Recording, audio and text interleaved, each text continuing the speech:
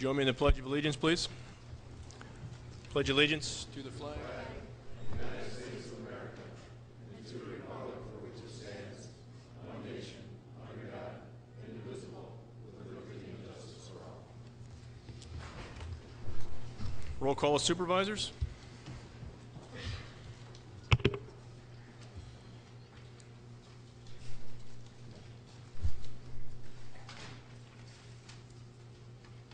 One more, Supervisor Kohlmeyer. Thank you. 28 in attendance. Before we get started, I'd like to just take a moment to ask us all to stand, recognizing today is in fact Pearl Harbor Day, and observe a moment of silence, please.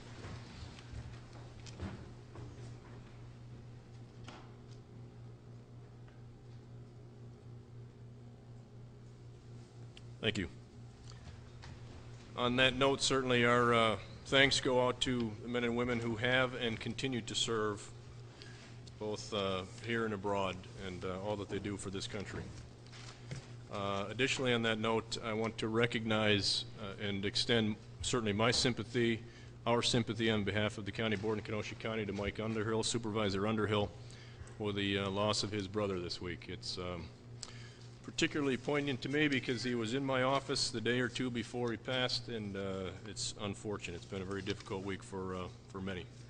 So Supervisor Underhill, our condolences to you and your family. That is all I have. I'm sorry, that's not even Supervisor Chairman reports yet anyways. Citizen comments. Any citizens wishing to address the board, I would ask you to approach the microphone, state your name and address for the record. You'll be limited to 5 minutes. Yes, sir. Hello, my name is Ed Wember. I would like to thank you for your time in addressing my concerns. Mr. Wember, could I have your address, please? 4012 4th Street, Kenosha. Thank you. Town of Somers. I live in the town of Somers and recently ran for County Supervisor, District 18. One of my many objectives for running was that I would not accept health care insurance, the benefit, if I won the position, even though the insurance benefit received by County Supervisor is better than the one I currently receive and a lot cheaper. Today again, the matter of health insurance is up for debate. In these trying times, there are better uses for taxpayers' money than to be spent frivolously on self-profit for county supervisors. In 2004, Mark Molinaro Jr. came to my doorstep asking for my endorsement of his candidacy for supervisor when he first moved into District 18. I asked him then about the health insurance benefit, which was free at that time. He stated that he deserved the benefit for all the hours spent on a part-time job. I explained that I was paying $960 per month to insure my family, but that didn't seem to matter to him. Next year, a part-time county supervisor will make a base salary of $6,000, and with a health care benefit premium payment of $18,875 to their total compensation will be $24,875. That's more than my wife is making working a full-time, physically demanding job for 40 hours per week. Now that the subject of health insurance is again on the table to eliminate the benefit, the argument is that if the benefit is not offered, many qualified people would not run. Are you saying that I am not qualified? There currently must be only 12 qualified supervisors and 16 that are unqualified on the board since they do not take health care insurance. Therefore, that argument doesn't hold water. Another argument that I've heard is that it is only a small fraction of the budget, and it only costs about 50 cents per household per month to support the tax. Even if this is true, I would rather spend that 50 cents on a cup of coffee to keep a homeless person warm on these frigid nights. Healthcare coverages keep going up each year. The amount of savings by getting rid of healthcare insurance coverage for part-time supervisors now will only multiply in the future.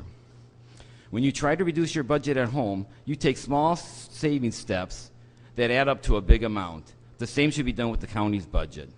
By getting rid of the health care insurance coverage for part-time supervisors, the county will be saving much more money in the future. There aren't many jobs that offer health care for a part-time position. Again, Thank you for your time.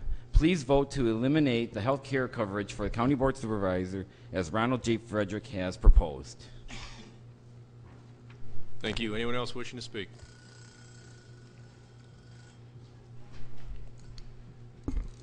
Ed Voss, 30500 31st Street. From the Kenosha County Highway Department. When I started in 1997, we had 67 people in the Highway Department on hand to battle the storms.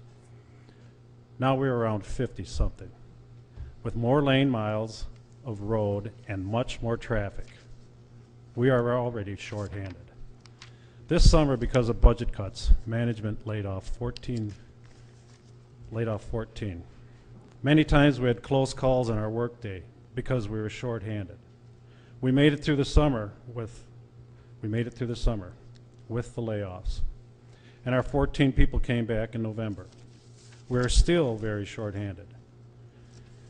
So they hire 4 temps from some agency and 2 men from the Parks Department. So now we are training 6 new people. We're accustomed to training maybe 2 or 3 in a year, but we have months or maybe even the whole year to train these people. These temps were trained in 2 weeks or less.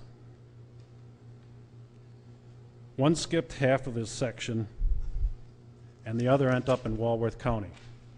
Can't blame the guys. They didn't get the right training.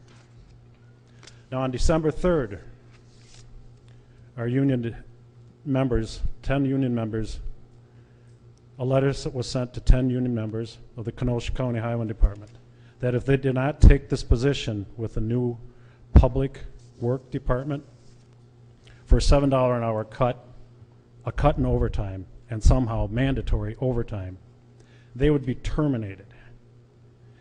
If these people turn down this job, they will need to replace with more temps. The question now comes up, are you going to feel good about putting your faith in someone with no experience,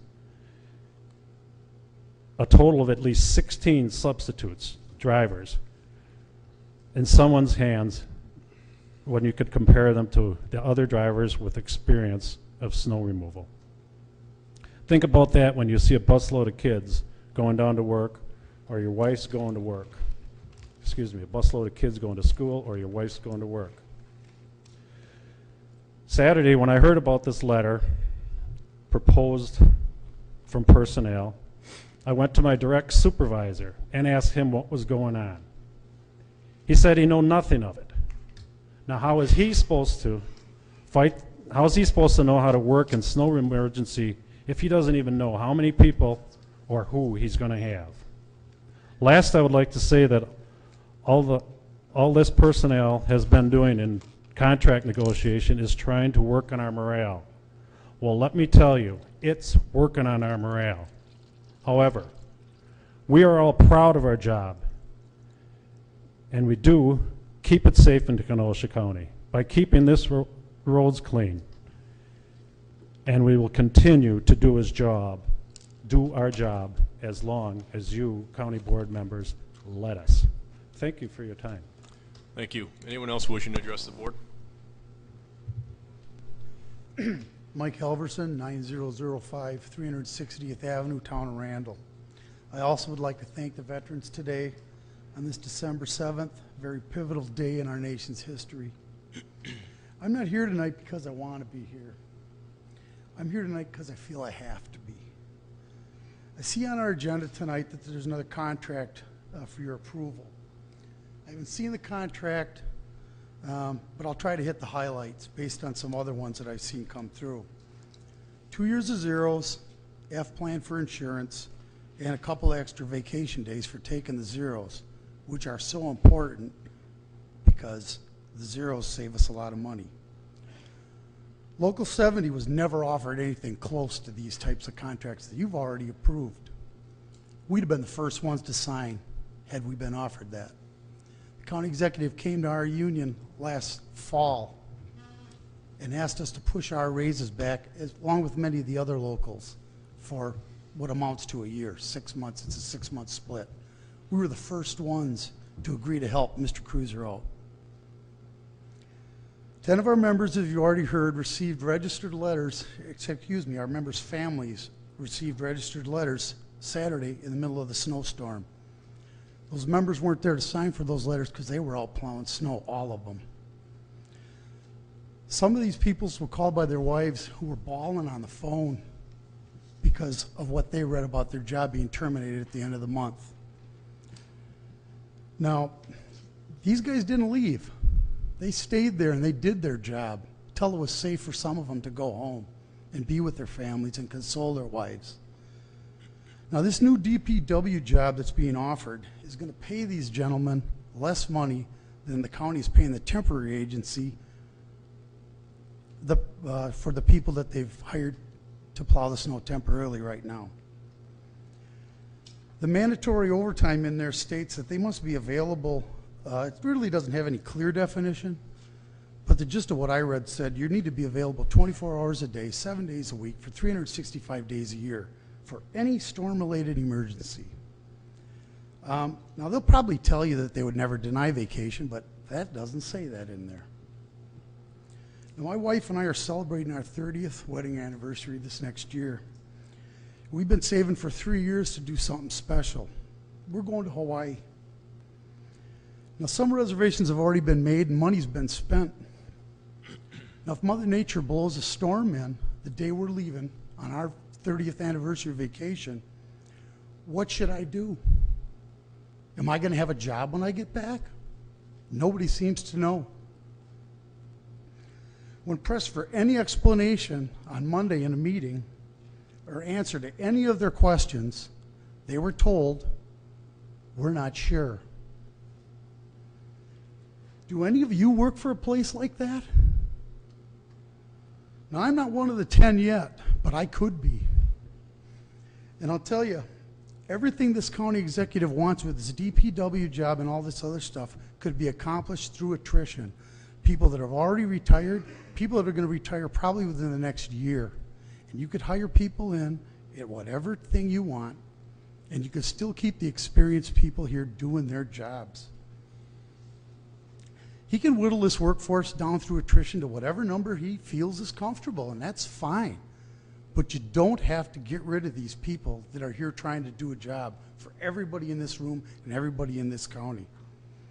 Now, our temps, the gentlemen, 4 people have been hired, are being welcomed in by the veterans, and we are trying to teach them what we can. Their lives and some of yours depend on it, or may depend on it. However, you can't teach experience. And my 21-year-old son, who's out living on his own, is proof. He's trying, but he's not there yet. Thank you for your time. Thank you. Anyone else wishing to address the board? Good evening. My name's David Holtz. I live at 4314 47th Avenue, Kenosha, Wisconsin. Like Mike, I am a member of Local 70. I am a public employee. And these days, that's almost an admission of some sort of guilt, like I'm a criminal. You guys know what I'm talking about, too. I'm sure you've experienced it. Like he said, if we were offered the same deal 6 months ago, we'd have took it. It's not what we've been offered. We've been told the state cut funds and that this is a county highway-specific problem. However, the executive came to our place of work and talked when this was coming that we're all in this together, but no member of management took a cut, no member of management was laid off.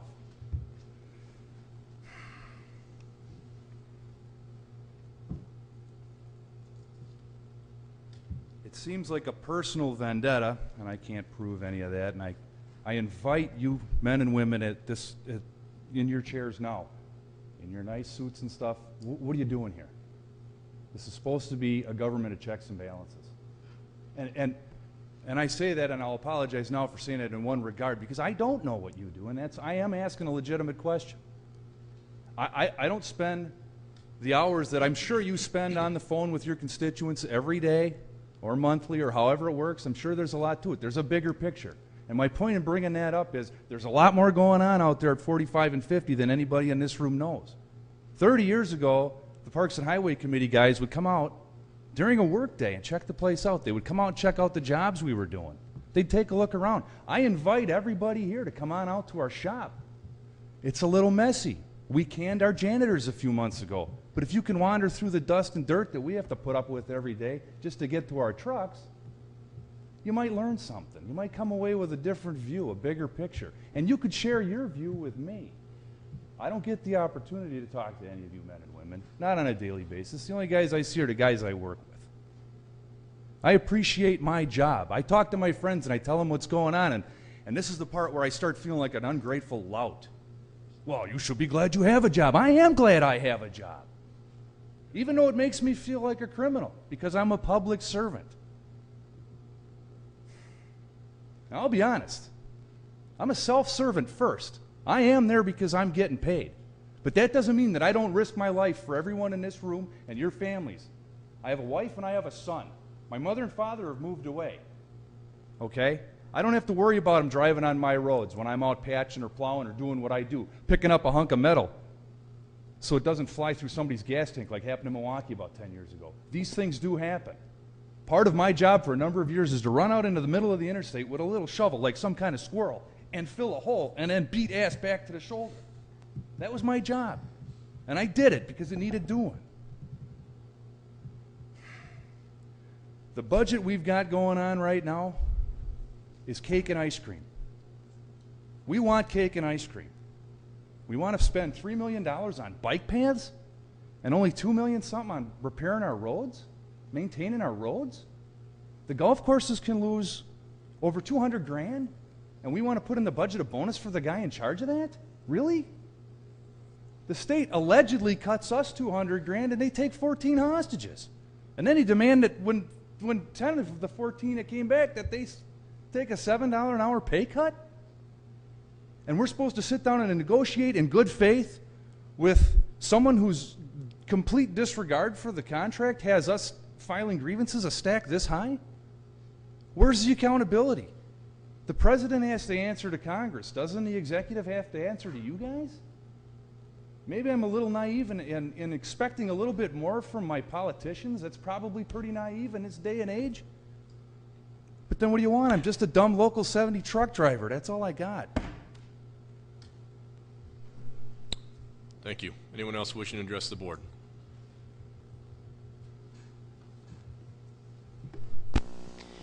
Judy Johnson, 10402 3rd Avenue in Pleasant Prairie. I'm calling to ask the members here to vote to get rid of county-paid health insurance for the board. I'm saying look at your constituents and what they're going through. How many of them have no insurance because they don't have a job? How many of them are facing foreclosure or eviction or other things? Don't look at this as just being for yourself. Who knows who's going to be in this position in 2 years? Look at it that if you go to keep it, you may need to start looking at all 28 members taking the insurance. What is that going to do? And what does that say to the community with everything that's going on? If you want to see how bad things are, I invite you to go down to the job center. See how busy everyone is there, whether they're a county employee, a state employee, a contract employee, or whoever. Things are in bad situations. Give the people of the community some hope that people on the county board are willing to bite the bullet a little bit instead of look at things for themselves. Think of the constituents and give them some hope. Thank you. Thank you. Anyone else wishing to speak?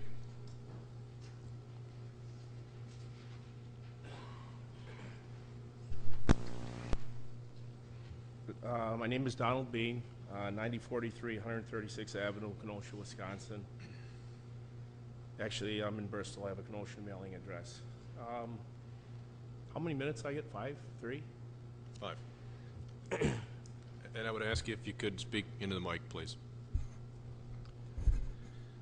I consider myself kind of lucky to come here tonight. I was coming to speak regarding the health insurance for the county board supervisors. And another issue here. I am actually pretty lucky. I worked for the Kenosha County Highway Department for 9 years. And I wanted to keep working there and run for the county board, but you can't be on 2 positions. And I was denied that, so I quit my job at the highway department to run for the county board, and fortunately I got on and was on for 6 years. So I feel both sides. Insurance, I took it when I was on the county board, and there's not a day that goes by that I was ever ashamed or embarrassed of taking it. I took away from my time with my family, kids, and I've heard about it over the last 20 years that I've been in business. I've been gone 20 years from the county board this year. And I feel bad when I pick up the paper and I read. I compared it to when I was a kid. I trapped a raccoon, and I put him in a 5-gallon bucket and put a lid on it. A little bit later, I opened it up. Pretty soon it was eating its hands, its front paws, and it's kind of like here. When I pick up the paper and I read Supervisor Frederick's got a new thing in a duffel bag to squash it, it needs to be fixed. Something needs to be done. It's gone crazy. How do I know? I've been buying the insurance back for 20 years. I'm one who paid $21,980 last year. I just sent in. I got a new thing today from Donna Esposito. It's now $18.51 a month, so I'll be $22,000 whatever next year. He owns a business. I can hear that coming. Yeah, he's doing good. My property taxes are about $25,000 on the property that I own in the town of Bristol. 12,000 some on the property where my store is at. So I come tonight. I'm not afraid to say, and look, everybody, you're all professionals here. Don't be intimidated by somebody who doesn't want to take health insurance. For the 12 that do, maybe many more you want to. It needs to be fixed. And I know I still get calls from what would have been my constituents, and I got a good county board supervisor out by me, but I still get people that call me and say, hey, Bean, what would we do? And I tell them what's the appropriate office to go to. And it wasn't just showing up for a county board meeting and a couple committees you served on. It took about 30, 35 hours a week if you read your agenda. If you were on the first year, it might have been all right, or 2 years, but then after that, it picks up. If you're a good county board supervisor, and I considered myself a good one. And I feel bad when you're airing it out. Look at your budget. You want to fix something? I own a business, and I'll tell you what, my employees haven't had a raise in 3 years. So I feel for these guys here. My employees don't have health insurance. Yeah, they've got vacation, and I do a retirement plan for them, and fortunately, most of their spouses have insurance. But it's tough out there. My wife makes $24,000 a year. I just told you what my health insurance was before taxes. It's not fun for anybody out there right now. And the squeeze is on, and it takes good business leaders to look at the budget in every department that you have and come up with answers. Shining a light on yourself and knocking the health insurance down. I mean, I told Supervisor Frederick tonight, my supervisor is worth a hamburger. It costs me a hamburger, every one of your constituents. I think you could probably get it off the dollar menu at McDonald's if we got 7,800 people in there. That's what it costs each one of you. I want somebody there representing me, I can tell you that. As far as the county highway workers, I travel them roads and the guys do a great job. And it's tough right now because the funding's been cut off. Is that my? I'll give you a quick wrap up, if you will. There's bigger issues out there than the health insurance. Look at the entire budget over Kenosha County. It's a smidgen amount, it's tokens on a dollar. And if you could, people in the restaurants, and I hear it too, are going to complain about what's easy, what you can put your finger on. Have them put their finger on the budget and look inside of that, and then ask themselves, you know, why don't you run for that position? There's nobody running for your positions because nobody wants the headache. And I thank all of you for serving. Thank you. Thank you. Anyone else wishing to address the board? Any other citizen comments? Seeing no one else wishing to address the board, citizen comments are closed. Announcements of the chair. I have none this evening other than a reminder on the 21st is we will not have a meeting on the 21st. We will have a holiday party in lieu of that meeting. If you haven't addressed the clerk in terms of your attendance, make sure you do so. Supervisor reports.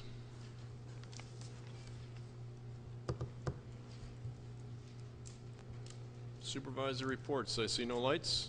Supervisor Clark. Yeah, because we voted.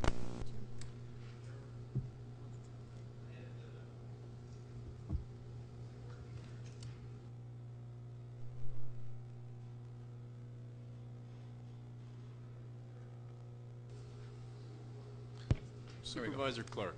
Thank you. I'm not sure if it's in your packet or on your desk. The Finance Committee met last week to talk about the contract with CABA, Kenosha Area Business Alliance, and the high impact contract. In our budget, we put a placeholder out there for $1 million. We said that the county board would get to set the policy, approve the contract, determine what was high impact. This is an opportunity for the county board to have their input.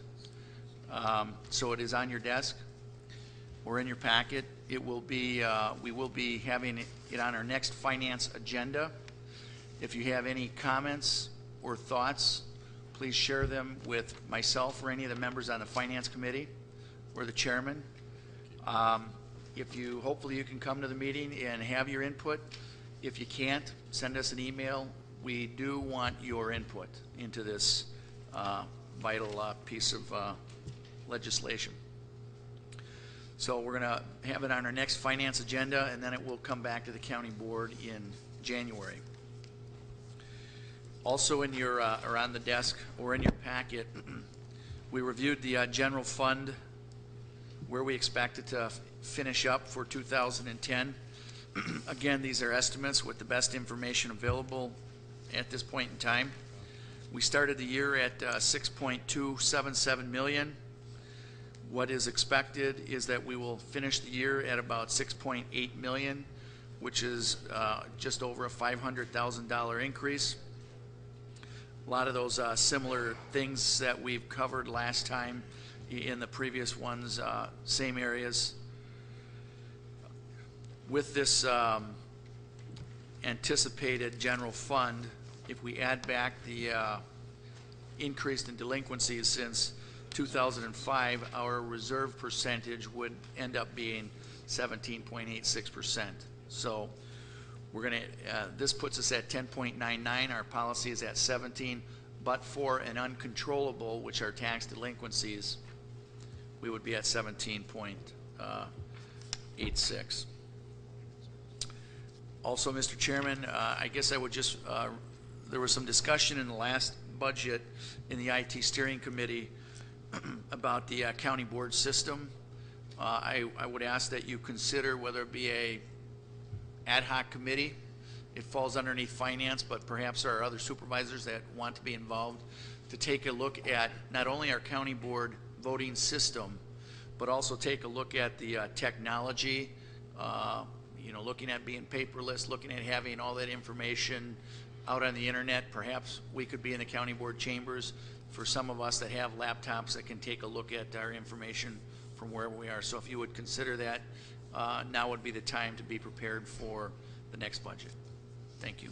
I think I saw the chairman of that committee aggressively nodding his head. Supervisor Holman, thank you. I know that's an issue that you're very close to. Supervisor Michael. Thank you, Mr. Chairman. First of all, on everyone's desk there is a letter from the District Attorney's Office. It's basically a formal invitation. The Wisconsin Department of Corrections is hosting a forum relating to sex offender registry and their GPS systems. There is an agenda attached to it.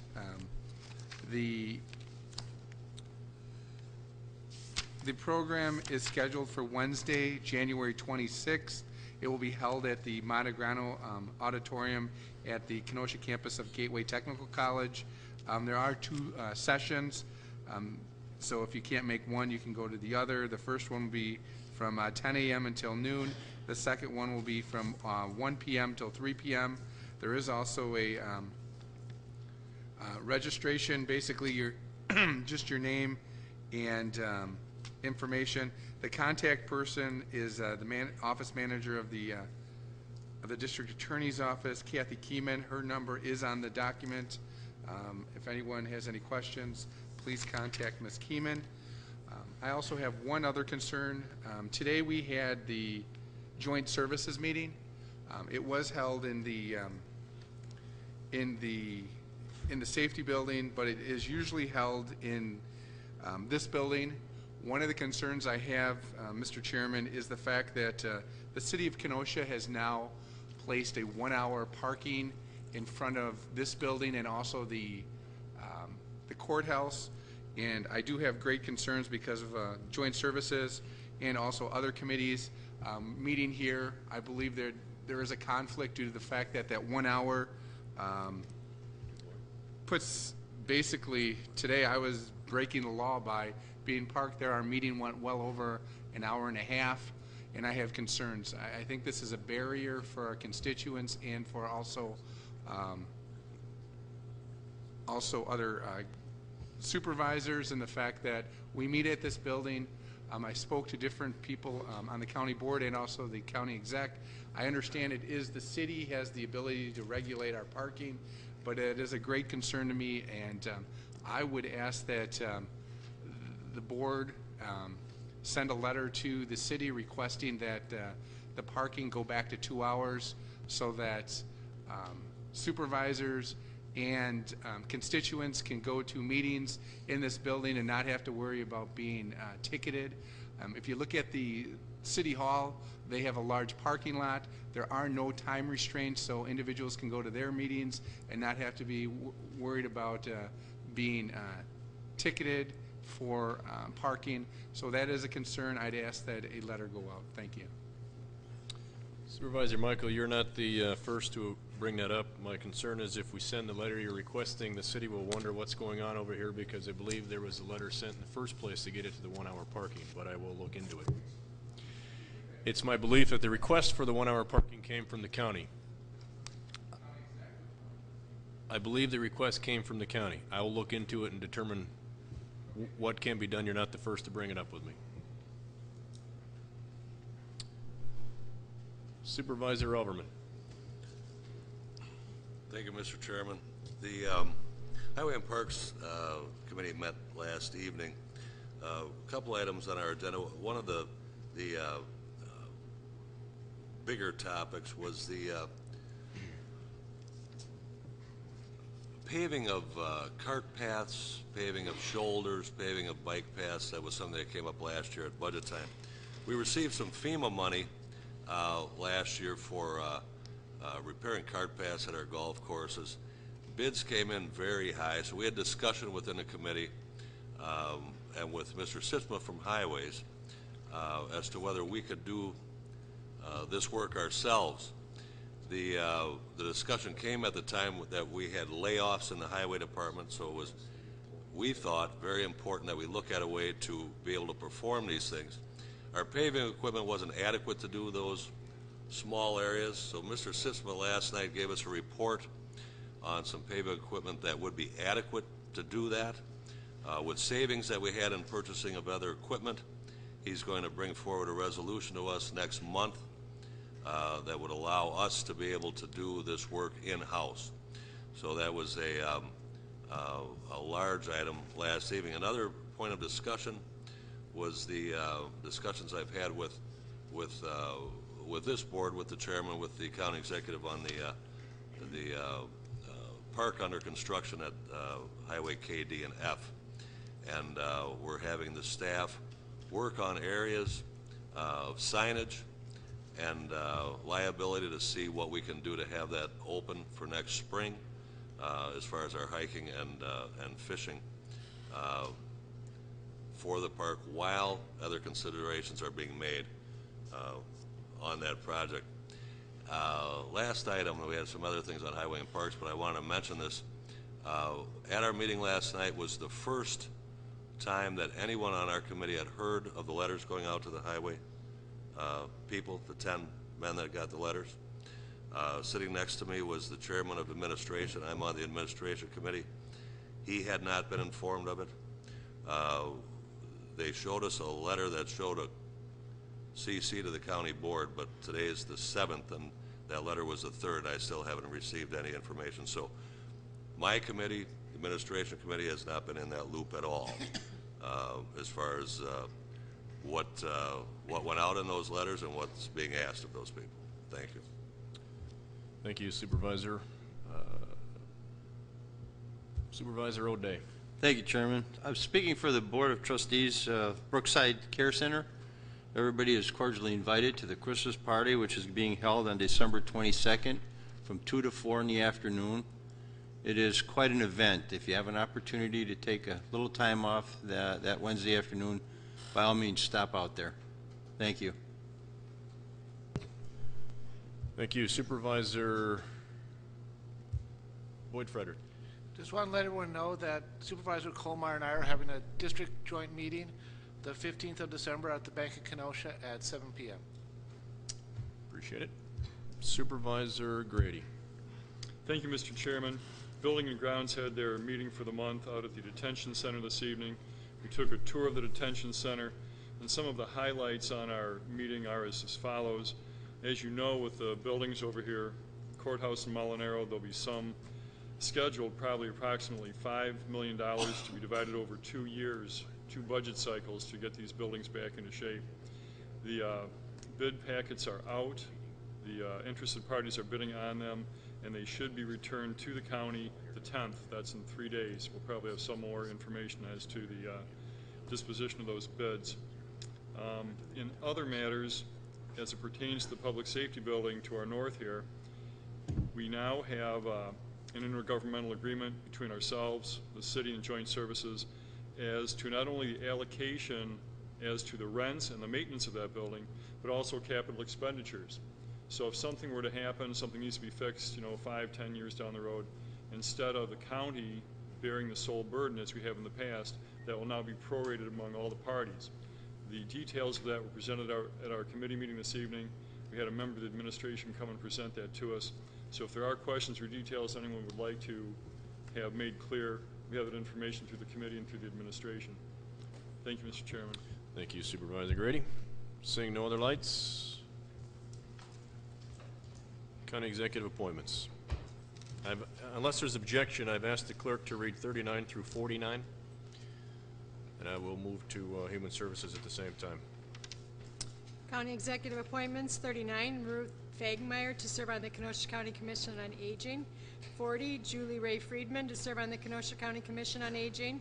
41, June Singfield to serve on the Kenosha County Aging and Disability Resource Center Board. 42, Carol Schaffel to serve on the Kenosha County Aging and Disability Resource Center Board. 43, Phyllis Rosinski to serve on the Kenosha County Aging and Disability Resource Center Board. 44, Lisa Thompson to serve on the Kenosha County Aging and Disability Resource Center Board. 45, Ione Kramer to serve on the Kenosha County Aging and Disability Resource Center Board. 46, Jamie Laurent to serve on the Kenosha County Aging and Disability Resource Center Board. 47, Richard Lenz to serve on the Kenosha County Aging and Disability Resource Center Board. 48, Gary Preston to serve on the Kenosha County Aging and Disability Resource Center Board. 49, Paulette Kissy to serve on the Kenosha County Aging and Disability Resource Board. County executive appointments 39 through 49 will be referred to the Human Services Committee. New business. Resolution, one reading, 80 from Administration Committee, a resolution regarding compensation for county board supervisors. It's not signed. All right, that particular resolution is not signed. The reason it wasn't signed is there was a correction in the title of the resolution, so a new one was forwarded to the clerk. That resolution may be moved by Supervisor Noble, seconded by Supervisor Elverman. Supervisor Noble. I move resolution number 80. I'm sorry. Now moved by Supervisor Noble, seconded by Supervisor Elverman. Supervisor Noble. I want to just remind all the supervisors that this compensation is not for you, but rather for the next board, which, given redistricting, could be entirely different than it is today. This compensation proposal doesn't take effect until 2012. Common sense would suggest that we set the compensation after we determine the size of the county board. This has always been my opinion, and I have conveyed it at almost every committee meeting. However, for all the wrong reasons, we are debating it tonight. Think about it. Arguably, we could end up with only 7 supervisors in 2012. What is the correct compensation if we cut 21 supervisors out of the equation? It's a good question and one we can't answer tonight. I think we have the cart before the horse, but for many of you, this is your campaign issue, so let's get to it. What is the value to the community of a strong supervisor? That is what this debate tonight is all about. For me, it's frustrating to have to defend the value of a strong supervisor to my peers. Some of you argue that we are part-time employees. I have never thought of myself as a part-time employee. I recently read an article entitled "The Power of Belief and Expectation." The fundamental point of this article was your belief system not only defines and shapes who you are, but it also determines your potential. I believe this community needs supervisors who believe they have the potential to be more than part-timers. To that end, I will share with you a short conversation I had with another supervisor during budget deliberation. I simply said, "You followed the county board for a long time. Have you ever seen a finance chairman as well prepared as Joe Clark?" And he responded, and I quote, "No, it's unbelievable. And I was the finance chairman for 2 years." This was the end of the conversation. My point is, Joe has set the bar for chairman of finance at a whole new level. Do you know how Joe is so well prepared? He stays up till 3 in the morning researching comparables. He sacrifices time away from his job. Even the most casual observer of the county board would recognize that Joe Clark and several other supervisors on the board are more than part-timers. What is the correct compensation for a supervisor who raises the bar? The compensation package before you tonight calls for a 30% contribution by the supervisor if he or she wants health insurance. The very next item on the agenda tonight is the union contract for Local 1392. In that contract, part-time employees who work for as few as 20 hours per week can take the health insurance with a prorated premium contribution. So even if you think you are a part-timer, if you want an internal comparable, you only need to look at the next item on the agenda. For many years, other part-time county employees have been offered the very same benefit. The compensation package we have before us tonight has worked for decades. It worked when Supervisor Frederick was chairman in the 80s, and it works today. This county board has attracted many strong candidates over the years. The formula has worked well. It isn't broke. It doesn't need to be changed. You hear it all the time. Small business is a driving force for the economy. It is the engine that makes America prosper. The same analogy applies to the county board. We have been fortunate over the years to attract many small businessmen who have made powerful impacts on the growth of Kenosha County. Supervisors like Stanley Kirkman, Jeff Wheeler, Don Bean, Bob Pitts, Mark Carroll.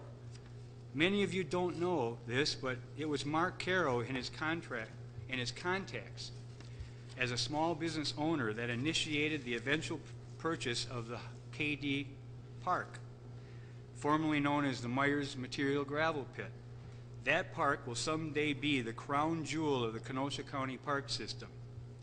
We need to have a compensation package that continues to attract small businessmen as we have in the past.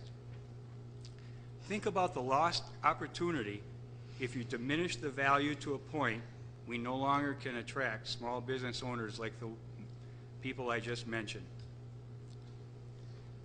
These positions are not that desirable. What was it? 14 of the 28 supervisors were unopposed even when health insurance was offered as a benefit? How will eliminating health insurance make these positions more desirable?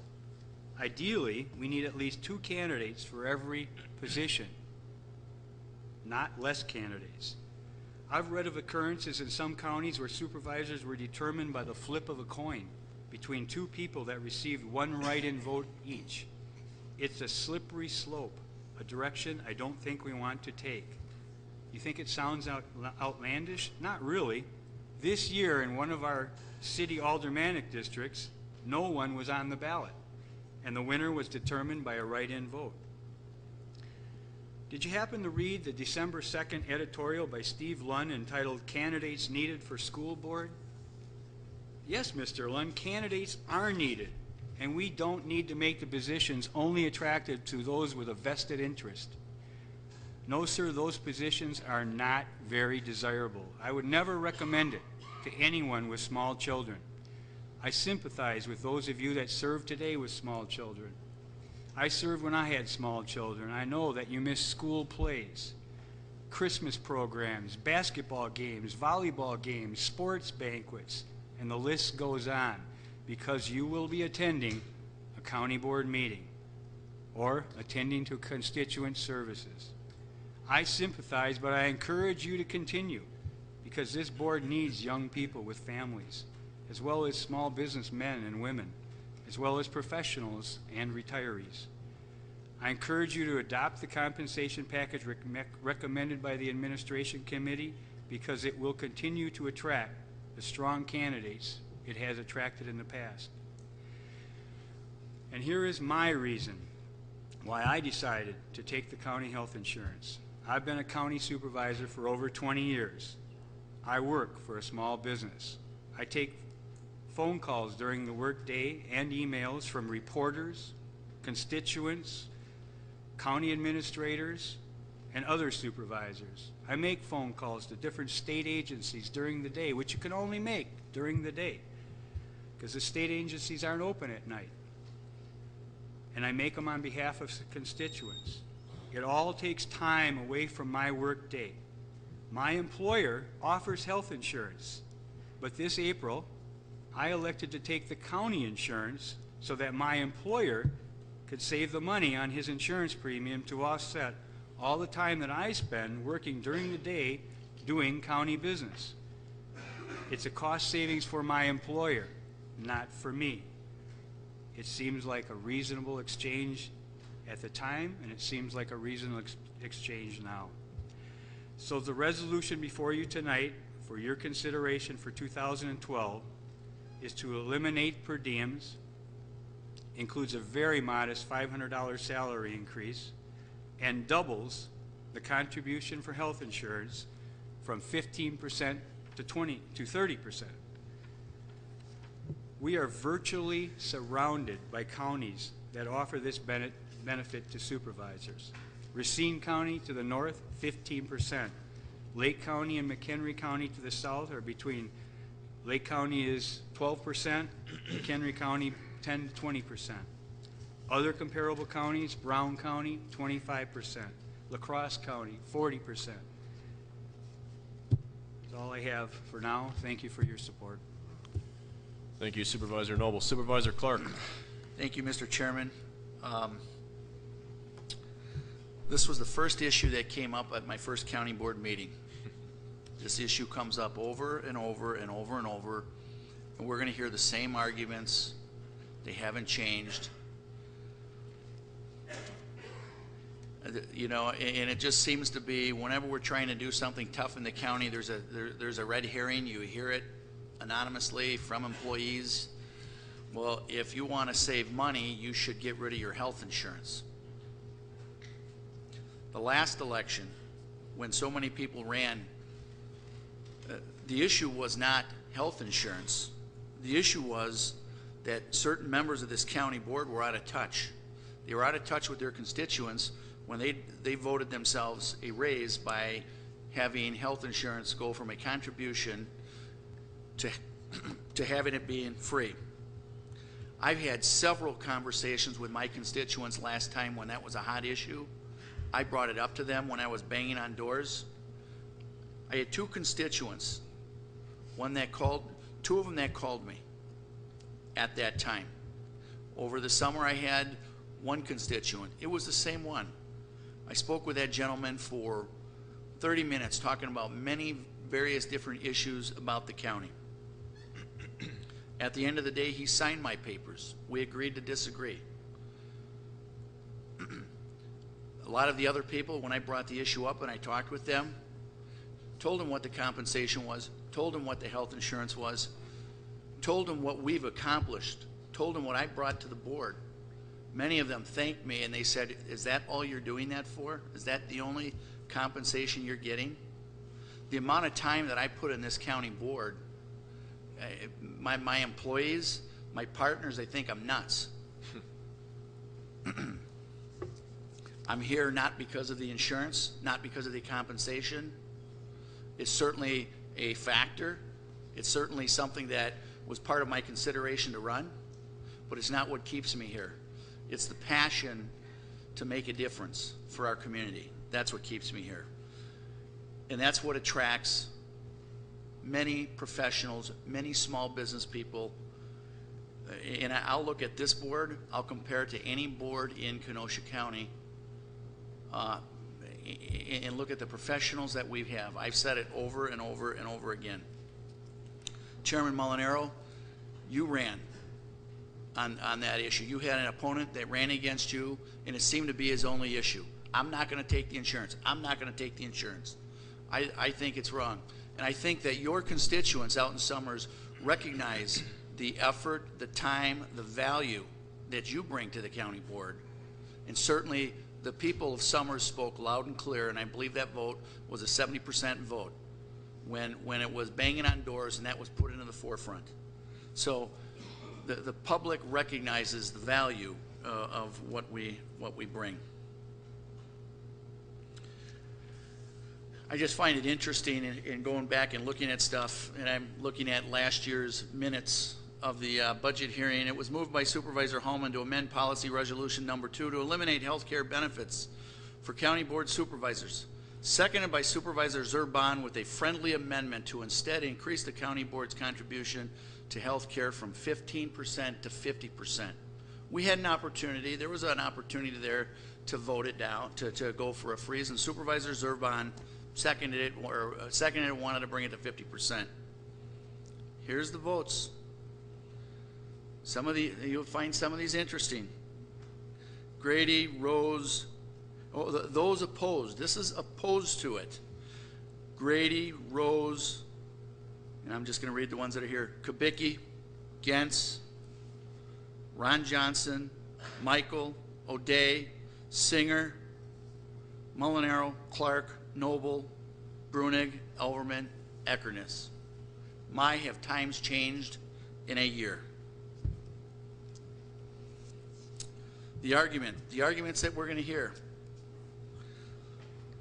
We're part-time employees, we shouldn't get insurance. This is not a part-time commitment.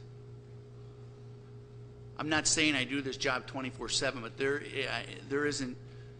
I'm in and out of county board business throughout the day, in the evening, thinking about various different things, doing a lot of research. And I know there are a lot of supervisors in this room that do the same thing.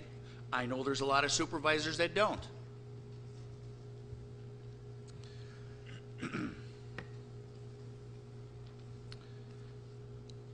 Currently, we have part-time employees in the county that can have the insurance for 50%. I remember my first debate, and I remember Supervisor Carpone. He pointed out that we are not comparable to part-time employees because of the responsibilities that we have and the decisions that we have to make.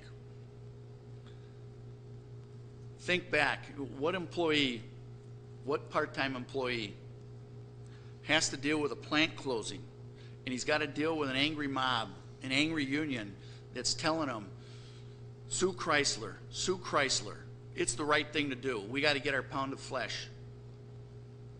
They had tomatoes thrown at them. They had to be escorted out of here. They made the right decision. They didn't go with the emotional decision. They weren't sitting there worrying about, am I going to get elected again?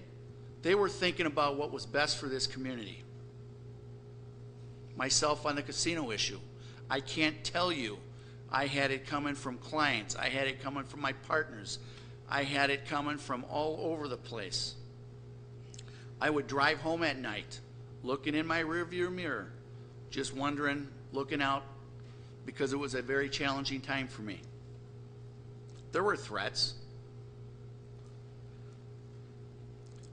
45 and 50, when there was all the discussion about 45 and 50, about building this $20 million building out there, all the arguments.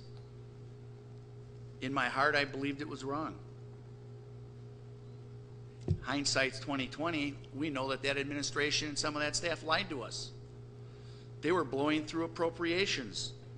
We kept pushing, we kept pushing, we kept working and talking to previous supervisors, trying to understand a way to stop this thing. This was a snowball going downhill, and we were trying to stop it. I had to have threats. I had to have threats that I was going to be receive citations. They filed a complaint with the district attorney that I violated walking quorums. Do they think that filing a complaint is going to stop me from doing what I think is right? I never violated it, and if I did something wrong unintentionally, I said, bring it on. I'll accept the responsibility. Those aren't the actions of a part-time person. It's not a part-time commitment. We don't make part-time decisions. It's interesting. It was a great argument that the Kenosha News put in the paper today. Their focus is how much health insurance, the cost of health insurance has increased. The issue tonight that we're talking about to the average homeowner, not to minimize it, is $2.34. $2.34. $2.34. In this last budget, with getting back to our standard, the adjustments alone that we made resulted in $17. I think Supervisor Bain said it best. And the gentleman from the Highway Department. We have a responsibility here to understand what's going on in the administration. We are the check and balance. There's value in that check and balance.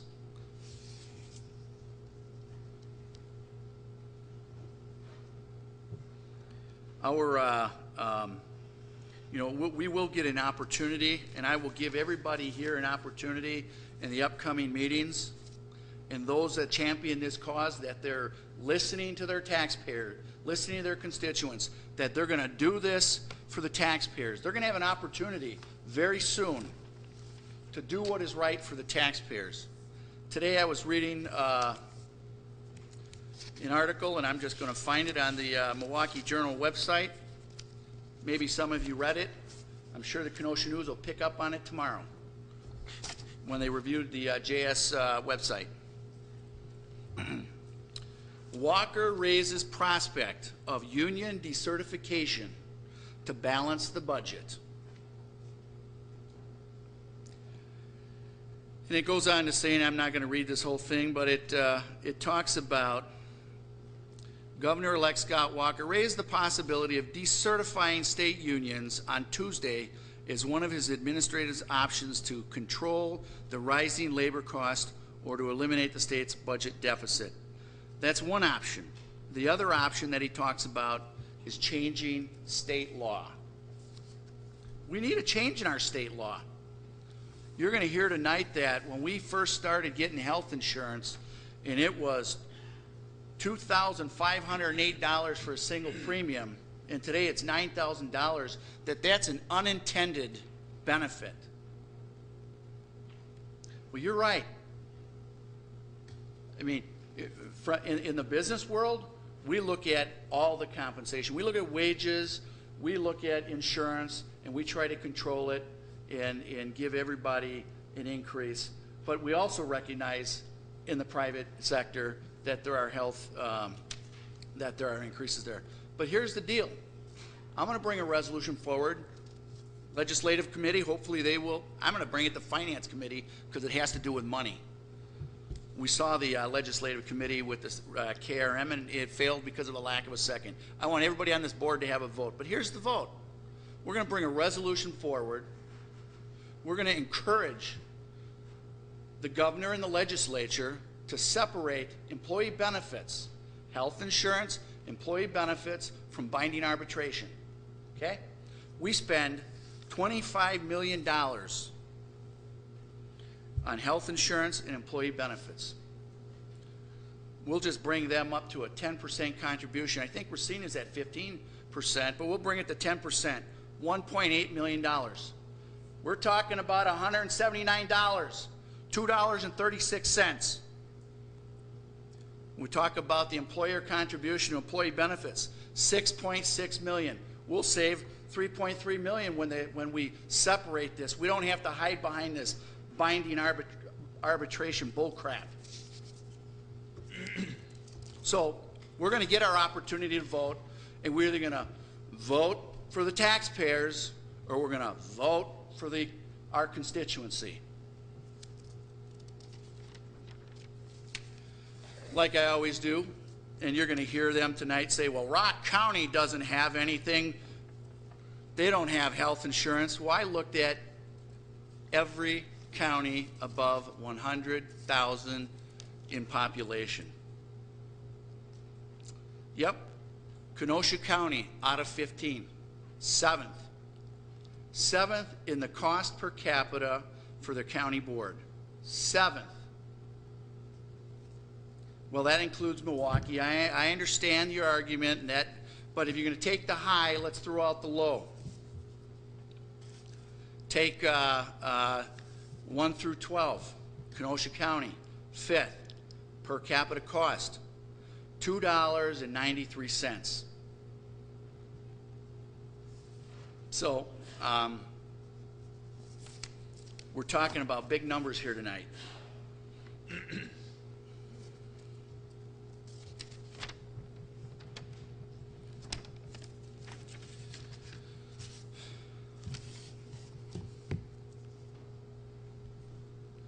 Where would this be tonight?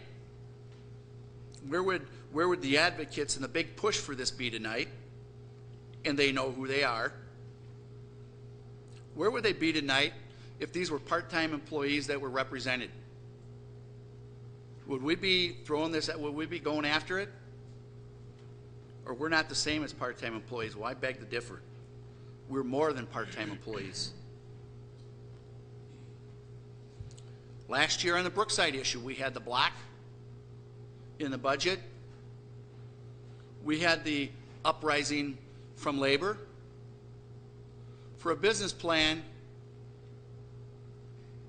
to put Brookside for the first time at profitability. It worked. Most of this is driven, I'm not even going to go there. Red badge, you know, I take it as a red badge of courage. When I ran for office, I never received one endorsement.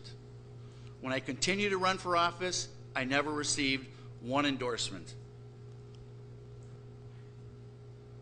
I didn't receive the endorsement of the Kenosha News.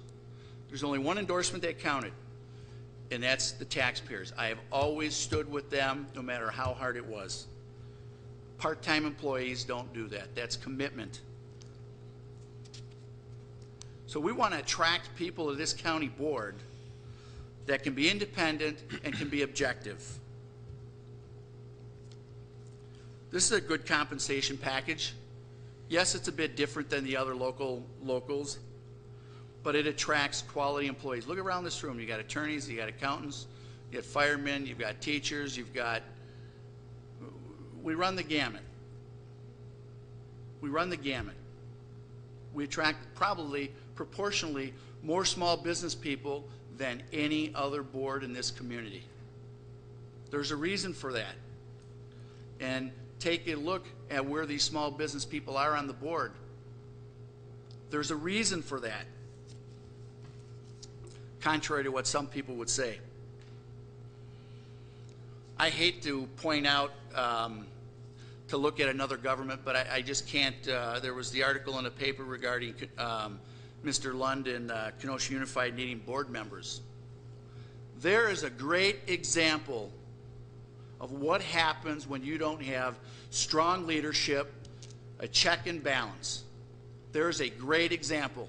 2011 budget levy at 8.47%. Their budget is very similar to ours. A third of their revenues come from property taxes. The rest of it comes from state sources. 25% of our budget comes from property taxes, 75% from other sources. Very similar, unlike the city of Kenosha or the municipalities. Their budget is almost entirely funded by fees and property taxes. So if their expenses are going to go up 3%, they go 3%. Not true with us. That's why we're in the hole every year and we're having to find cuts. And we'll just take a look if we were at that point. If we were at 8.47%, we would have had a $41 increase above and beyond where we are where we came today. I would argue when 5 members of that board can't vote on a contract, that tells you something. Are we going to have a board here that isn't going to attract independent minds? People that are so worried about getting a damn endorsement that they got to look over their shoulder and go talk to somebody? That's not what this country was made out of. It's the independent thinkers, the people that aren't afraid to stand up and speak their mind regardless of the consequences. When I'm in front of my constituents, whether we agree or disagree, I want them to know where I'm coming from so that I can be very transparent. And you know what? I can accept if I'm not what my constituents, if my principles aren't what they want, I can accept it. But I'm not going to change from my core values. I remember looking several years back, having a debate with a member of the school board and the way that they analyzed their budget. And I said, your budget is going up by $80. He swore up and down, not only one, but 2 of them, and I met with their administration as well, swore up and down that it was only going up a pack of smokes. We had a bet, little dinner, and I was eating steak. So it comes down to you got to have people that understand what's going on. You can't just have it where you got special interest on the board. Tax effectiveness. We talked about this before. I'm going to talk about it again because it comes down to what this board does. It's the value that this board has. Over the last 8 years, the tax on the average home went up by $32. Less than 0.5% a year.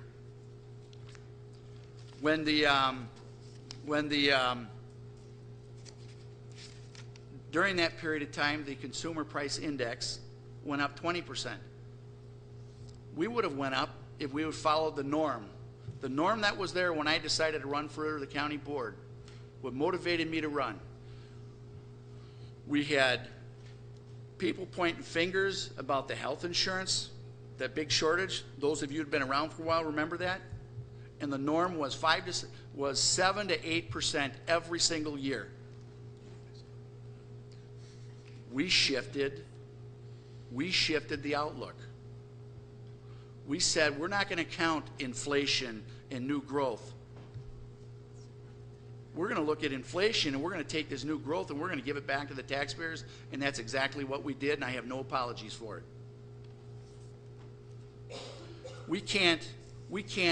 I received a letter today, or the other day, from a newspaper in Kenosha to the business owners.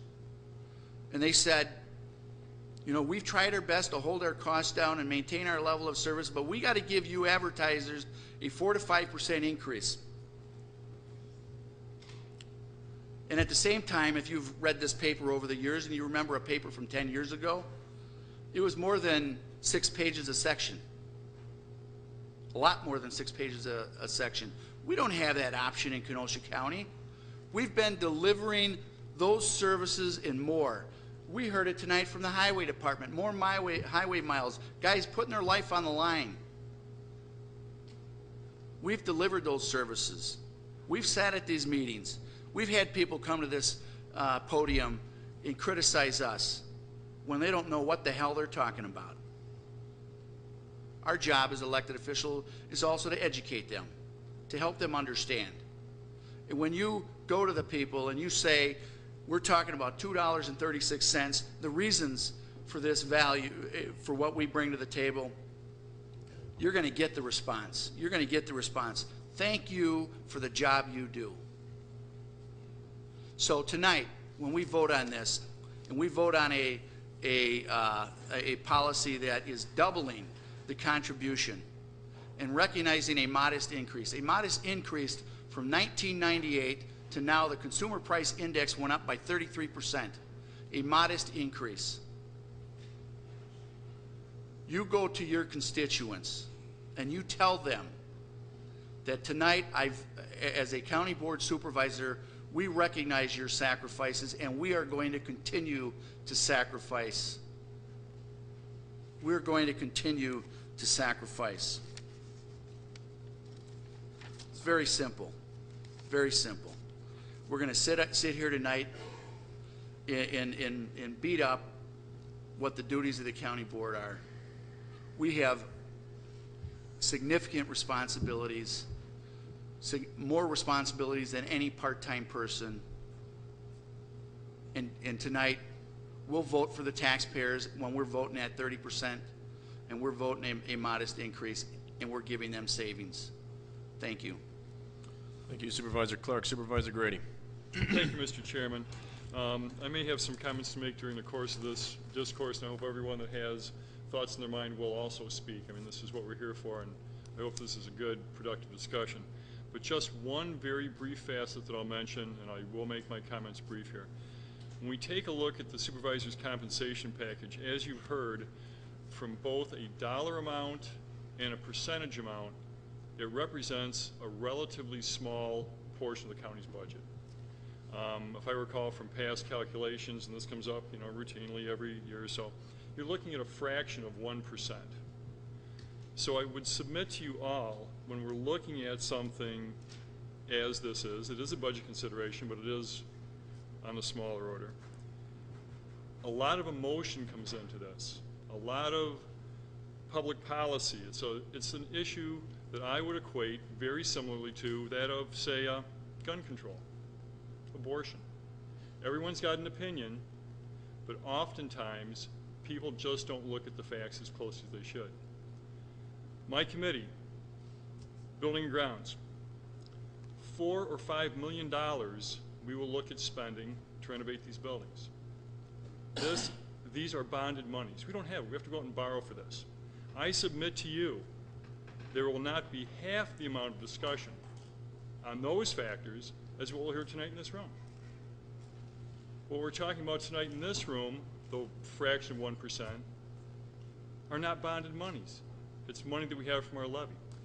So I would submit to you, in these conversations, in these discussions, try to keep it as a rational issue, not an emotional one. Thank you. Thank you, Supervisor Grady. Supervisor O'Day. Whoops. I'm sorry. I'm looking at O'Day on the screen. It was, in fact, Supervisor Rose.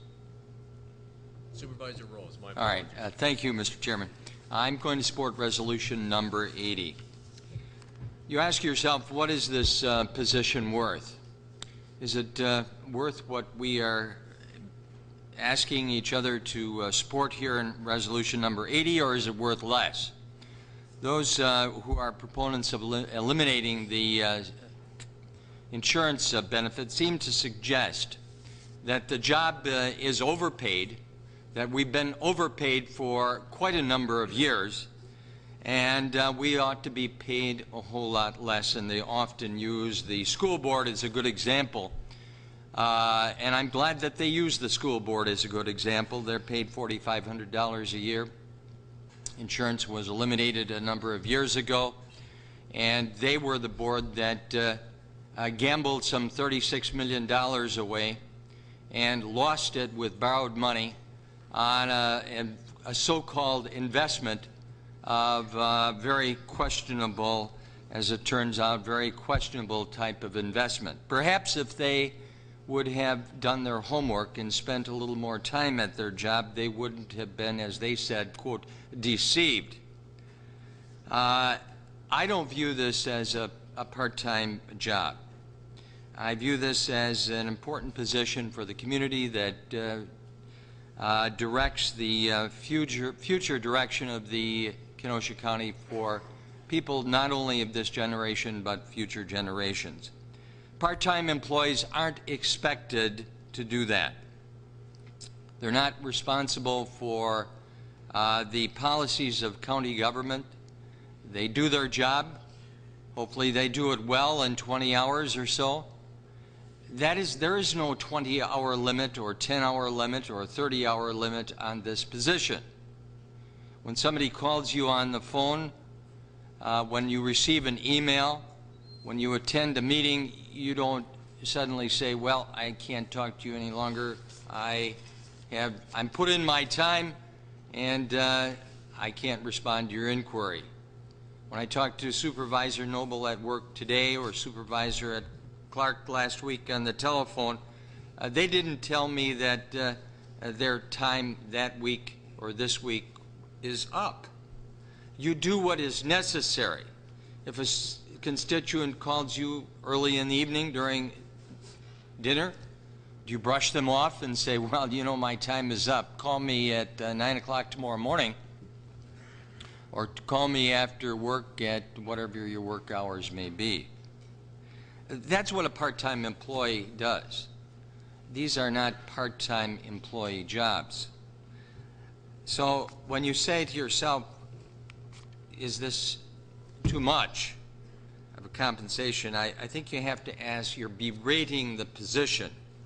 You have to say to yourself, what is the future direction of this community?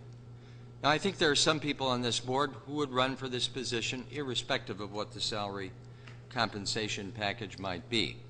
I would run for this position regardless because I want to be part of the leadership and direction of this community. I feel I have something to say about that. But I don't think we set the compensation based upon whether or not some people would do the job for less or some people might do the job for free. I think we take a look at the position and say, what is the value of this?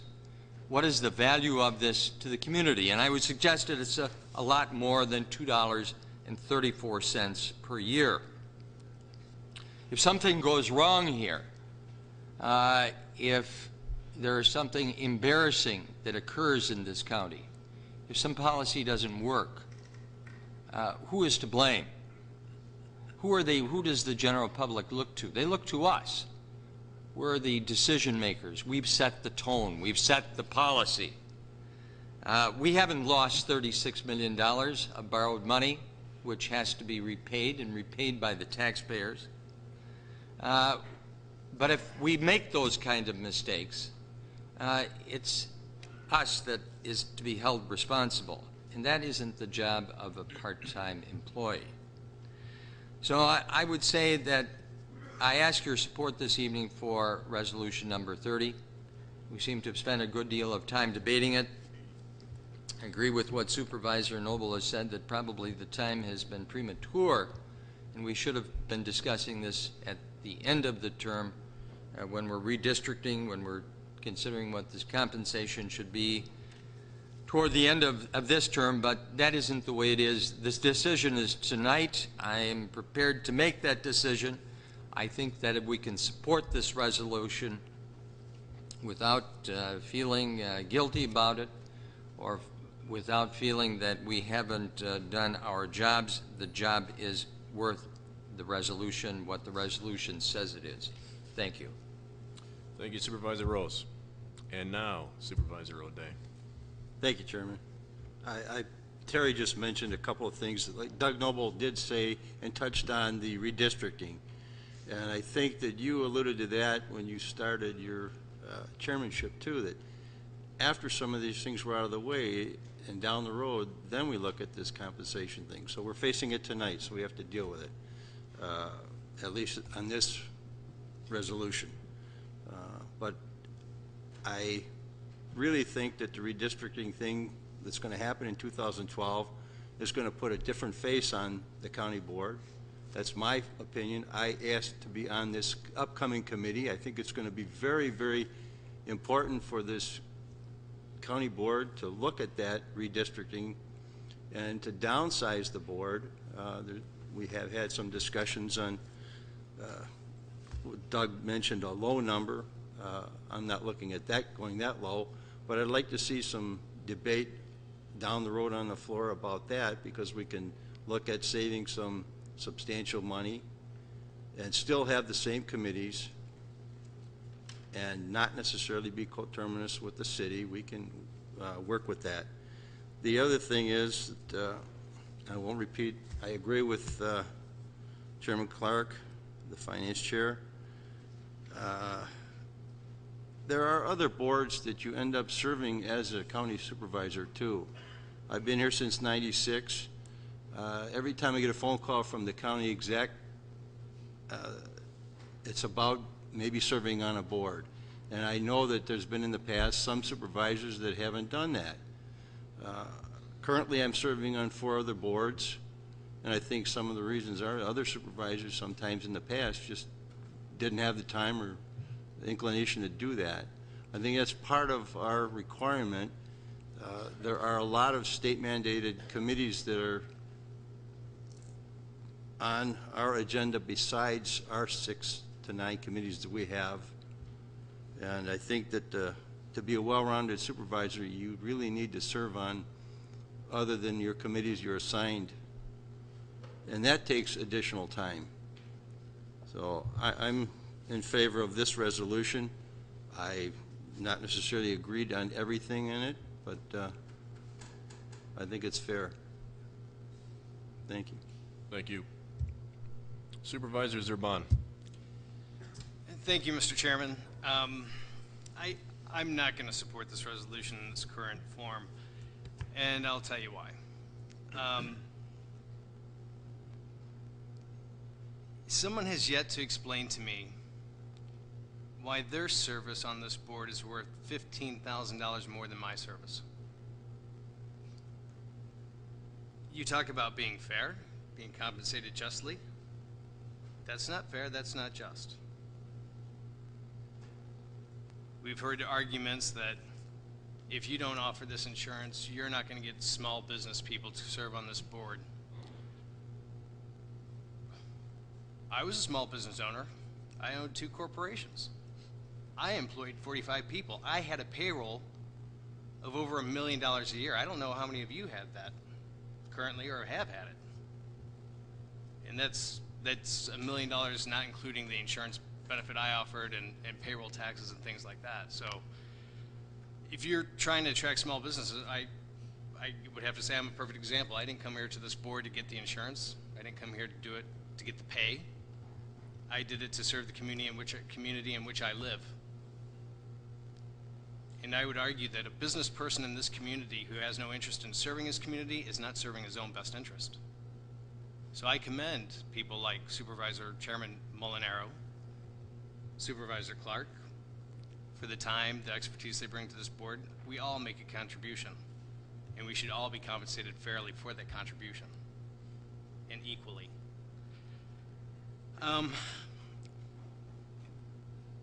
Because a person doesn't agree with your position on this issue does not mean that you are not independent-minded and objective.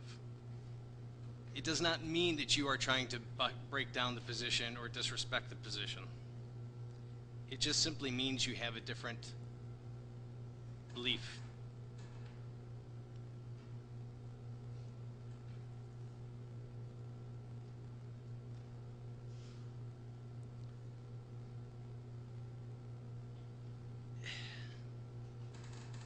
If you really want to take a look at future boards and you want to have their best interest in mind, then set up a compensation package that is fair and equal. Not something where a supervisor gets compensated $15,000 more because they can use this benefit. I mean, on that basis alone, it's a big put off to me that some supervisors don't see my time as valuable as theirs. So get rid of this insurance, and in fact, I'm going to make a motion to change this contribution from 30% to 100%, and I'll tell you why. This insurance There's a motion on the floor to amend the resolution, I'm assuming is what you're asking for? Correct. To increase the share of the health insurance from 30% to 100%. Is there a second? Second. So we'll say there is a second. I believe it was Supervisor Hallman. Supervisor Zerban, on the resolution as amended. Thank you. I propose this amendment because I think everybody should have access to good health care and reasonably priced health insurance. It's hard to believe that this is reasonably priced, but today this is. And it is a good package. It is a very good package. And having the ability to be a part of the county insurance in itself is a big perk. It is a big benefit that we would be able to have. This insurance is great, and everybody should have the chance to have it. But you know what? Not everybody should have it paid for by the taxpayers. Yes, our service on this board is worth something. I agree 100%. We give up a lot, some more than others, and you can argue back and forth all day about what I bring to this board and what my contribution is, but the fact is we're all serving our community. And I've heard, in fact, Chairman Clark, I've told you, I've sent you an email how much I appreciate your service and what you bring. And I think I've said the same thing to Chairman Molinaro when I served with him on Building and Grounds. I have a perspective and a view, and I think that my constituents appreciate me being here and advocating for them. So let's move forward and debate this, like Supervisor Grady said. It is an emotional issue, but let's try to keep it to the point, and yeah. So I hope you'll support my amendment in changing this contribution level. Thank you. Thank you, Supervisor Zerban. I will continue to go in order. If you do not want to speak on the resolution as amended, let me know and I will not turn your light on. Supervisor Boyd Frederick. Yes or no on the as amended? I agree with the amendment as proposed by Supervisor Zerban. We've been hearing all evening about attracting new supervisors and needing to compensate them. What we need to do is take a look at what's going on in our community and the individuals around us. I'm out doing doors right now in December, and I'm running into numerous people that are unemployed, and I can tell them we can sacrifice something too. It's about saving them, even though it's a small amount. It's showing them that we understand and we are listening to them. Thank you. Supervisor Ron Frederick on the amendment. Yes or no? Yes. On the amendment, the resolution I sent to the committee about 6 months ago, I don't recognize it today, but this is strictly on the amendment. We're told that we're not the only county that provides health insurance, and Chairman Noble named them all off, and I happen to have the list in front of me, and they talked about small counties, okay? Well, Brown County is, I guess, bigger than Kenosha County, and the only one that gets insurance there is the chairman, and he pays 25% of the premium. Dane County, limited package, no insurance. Dodge County, not available to county board. Fond du Lac can be purchased. Lake County, Illinois, chair only, Lake County. And the chair gets $81,000 a year. He's got to be full-time. McHenry County, they're all full-time, it appears. They pay 10 and 20%, but it's a single plan. Outagamie County can be purchased. Ozaki County can be purchased. Racine County, 15% of the premium. Their salary's less than ours. Rock County can be purchased. Sheboygan County can be purchased. Walworth County can be purchased. Washington County can be purchased. Waukesha County doesn't even receive a salary. They get per diem $50 a meeting and can be purchased. So I don't know what we're talking about here about all these counties around us that get this insurance, and you know we're like somehow trying to take it away from supervisors here. And another thing, as far as the amendment, and Supervisor Zerban pointed it out, this compensation package, the one that was in the newspaper today, a person who was with the county board since 1999, first the 1999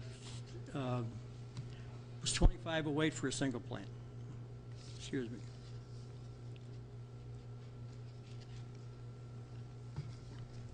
It's now $9,253. Take away the 15% from the 9253, and a supervisor who's been on this board all that time, and some of you have, got $5,733 in raises during that time. The family plan, 1999, $7,488. One year it went up like 85% in 1 year. It's now at $22,206. Take away the 15%, and that supervisor who has been here since 1999 got a $12,510 raise. Again, talking about the compensation package. Everyone else who didn't take it gets a $6,000 raise. Paid $6,000 that time during that time. Now you're telling me that in this room, you're telling me that you are worth all of those raises over that 12 years? I mean, let's get real here. What we're talking about here is equal pay for equal work, okay? This full-time stuff, are you kidding me? I was on the Gateway Board for 13 years. You know what my pay was? 0. And I applied 3 different times and got appointed. On the and I got taken off. On the amendment, please, the Gateway District Board is I'm not still on the agenda. What's that? The Gateway District Board is not part of the I'm agenda. talking about compensation here, because that's what we're talking about. And the motion is to make it 100% pay. I'm aware of that. Okay. That's what I'm asking you to All right. speak on. Okay. So what I'm saying here is, we make $6,000, and the rest of you make about anywhere between, I guess, 8 and 15, 18,000 more than we do. So, and it's also suggested that this should have been done later, and we're talking about, and you're talking about people talking about the subject. The subject is this: this insurance cannot be justified in no way, shape, or form. And I don't know how many doors you were knocking on, but I knocked on about 600 last time. And you must have been you must have a bunch of people out in Summers that want to pay your health insurance, because I don't have any in Kenosha, in my district. And you know what? They don't want to pay somebody else's district either. So I'm supporting the amendment, and I think this has to be done in order to bring this cloud over the board, which it is, because if you're out there talking to people, I'm going to tell you, they don't like it. Thank you. Supervisor Grady, on the amendment? I'll speak. Thank you, Mr. Chairman. I could not support this amendment, and there are 2 substantial main reasons.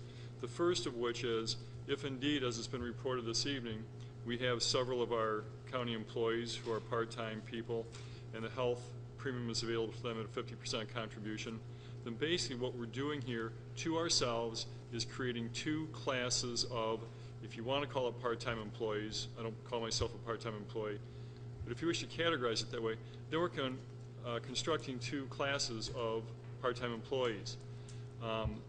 In all of our labor negotiations, deliberations, whether it's non-reps or reps, we always try to make it a level playing field. We try to do the same for one as we do the other.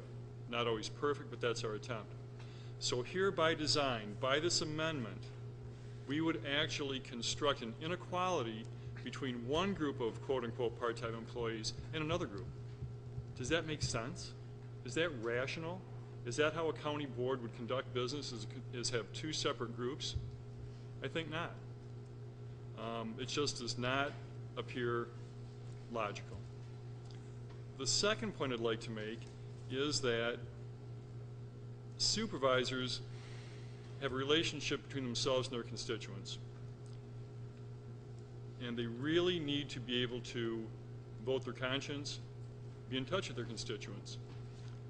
So for any of those supervisors who feel that insurance is not appropriate, the answer has been simple. And the answer is the same as it has been in the past. If you don't feel insurance is proper, don't take it. But I do resent the fact that a certain group would try to legislate for the whole.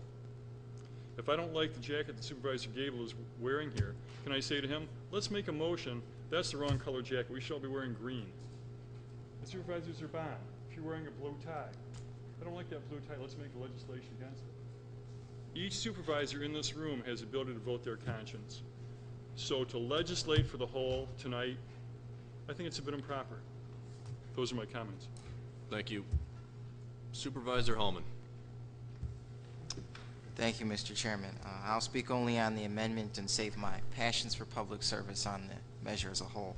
I seconded the amendment because I think every single day of my constituency, and I represent two very different populations. On the northern half, I have senior citizens, mostly Caucasian, who own their homes. Many of them are fixed income, Social Security, Medicare, Medicaid. Those are the things that economically are pretty much the foundations of their existence. That and probably whatever pension that they have or their spouse had. On the southern half of my district, I have folks who are low income, lower middle half of the income bracket, and I'm quite certain a number of them don't have insurance. Some of them probably don't even have the education to spell the word insurance. So I hear the arguments tonight. I understand the logic behind what's being proposed. But when I hear the number $2.34, the one thing that I can say is that if you know where to shop in this community, that's the equivalent to a box of pasta and a jar of sauce that's halfway decent. And that somebody, somewhere, could use that money to buy some food. And if they're smart enough, if they strategize hard enough, they can probably manage to stretch it out over the course of 2 or 3 days. And God forbid they should have children, because it may not make that far. That's why I seconded Zerban's motion. Thank you. Thank you. Supervisor Gable. Supervisor Clark. I am not going to support the amendment. Just want to talk to the fair and equitable compensation. We have employees throughout the county. You have employees throughout this country. They have health insurance offered to them as a benefit, as part of their compensation package. Whether they take it or not, they're not compensated more. We had this debate on vacation. You take the benefit or you don't.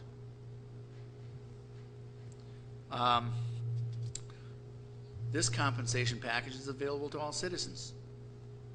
All citizens are eligible to run for county board unless they're a county employee. I urge them to do so. And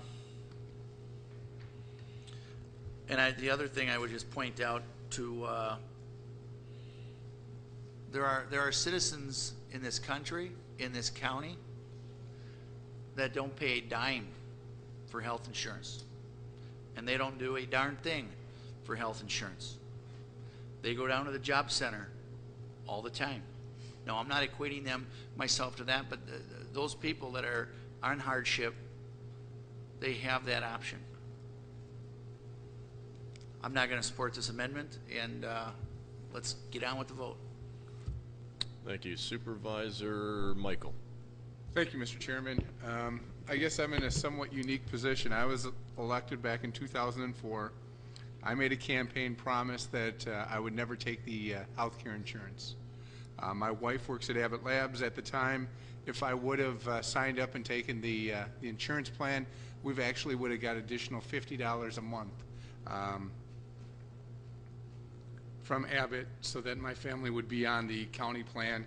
And at the time, back in 2004, there was additional funding through the flex spending where individuals, if you were on the insurance, you got additional $750 just by receiving the insurance. Times have changed. I just found out now that my wife still works at Abbott Labs, and they're starting a policy starting January 1st where if your spouse is able to get insurance and is not taking the insurance through their plan, the premium basically you pay additional $10 a week for their insurance. So I'm in a unique situation because basically due to the fact that this board has the ability to receive insurance, I basically lose 1 month's salary on the county board. It would be easy to say I think that the county should give up, or the county board members should give up the insurance, but I can't be selfish. I'm not just looking at myself and saying what's best for me. I have to look what's best for the county board and individuals. I think several individuals brought up the fact that current part-time individuals that work for the county receive insurance, and they're entitled to receive the insurance by paying a premium. I commend Supervisor Clark, the work that he does on this board, and I think individuals should be compensated appropriately for the work we do. We've heard numbers, we've heard things like that, but I have to vote this down. I don't think it's good, and personally it would be beneficial for me, but I can't look just at myself. I have to look what's best for the community. I think what we offer to our employees should be offered to members of this county board. What we do is very important. We are in a unique position in the fact that, of course, we don't work 24/7. We don't put 24 hours a day on the job, but we can receive phone calls. When I work at the courthouse, I'm talking to county employees. I'm constantly doing things for the county. So I just don't think it's right, and I'm going to be voting this down. Thank you. Thank you, Supervisor Michael. Supervisor Noble on the amendment? Very quickly.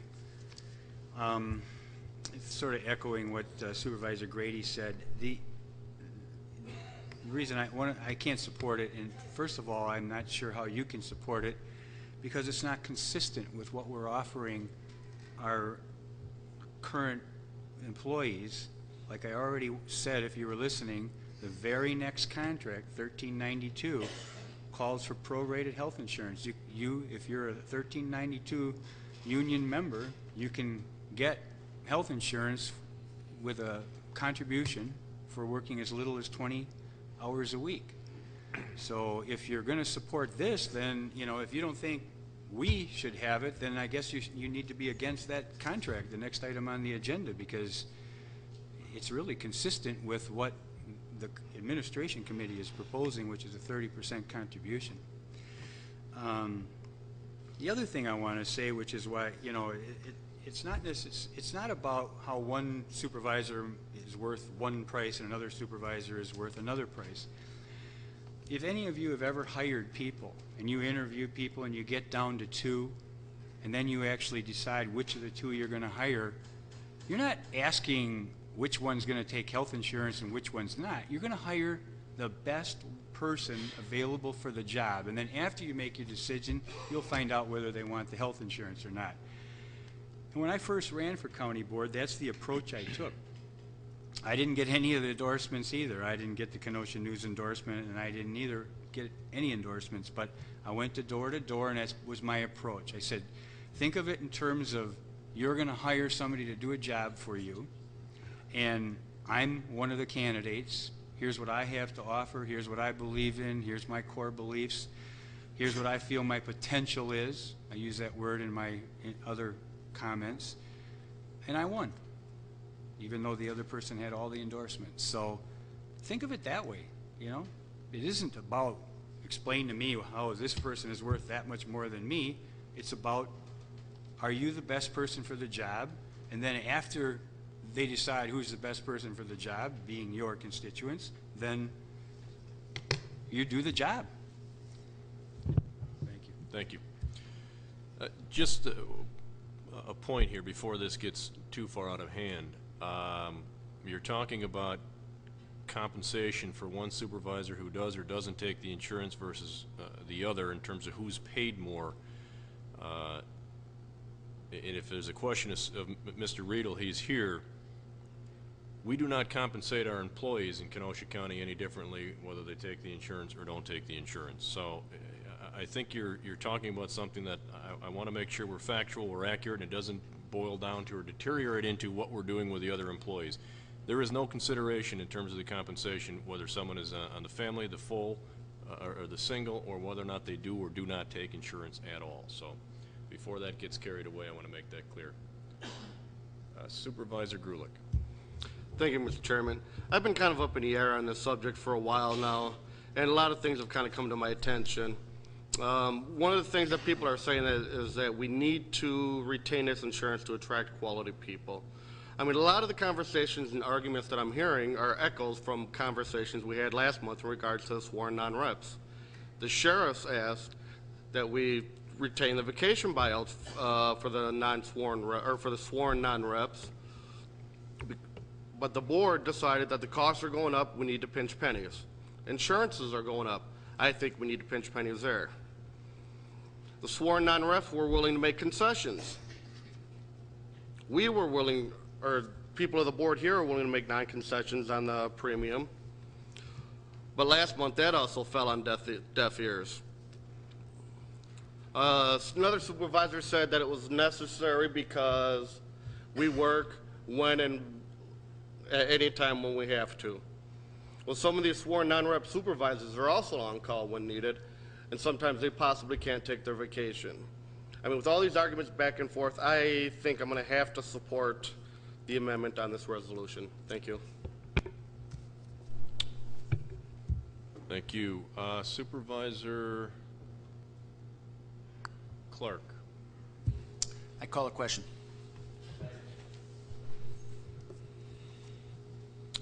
Well, you know where I stand with calling the question, but I guess I have no choice. Motion is made to call the question by Supervisor Clark, seconded by Supervisor Rose.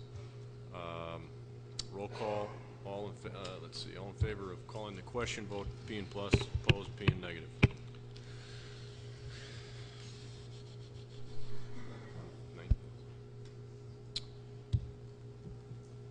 Motion closed. Debate is passed. 22-6. Mr. Chairman, can you read the what we're voting on and what it means, please? Yes. 1 second here.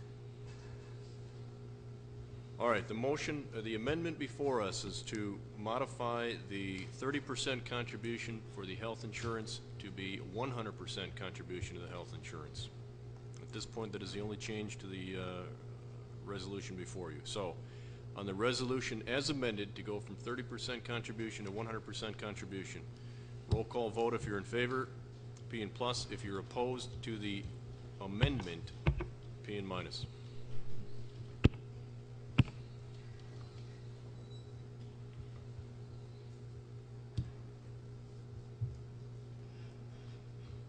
The amendment passes 15-13. The discussion now is on the resolution as amended.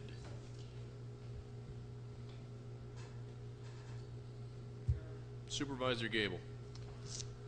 I'd like to make a motion that we increase the salary or the raise from $500 to $1,500. I understand what these people are saying. I don't consider myself a part-time There's a motion employee. on the floor before you get into the debate. There's a motion on the floor to amend Resolution 80 to increase the compensation increase from $500 to $1,500. So moved by Supervisor Gable. Is there a second? Seconded by Supervisor Frederick. Supervisor Gable on the issue. I understand what you're saying. I don't consider myself a part-time employee. I'm an elected official. You don't run for this position for the benefits. You run to serve the people of your county. I understand after going through my first budget that a lot of time is spent, and I spend as much time as I need to do this job as a county supervisor. There's no way we can be compensated for some of the work we do. There's no dollar value you can put on it. Joe spent I don't know how many hours on the financial end of it, at the budget. I mean, this is all just, thank you, here, let's defer the cost. And that's what the $1,500 will do. Thank you. Vice Chairman Eckerness. Never mind. I would have talked on. All right. Supervisor Singer.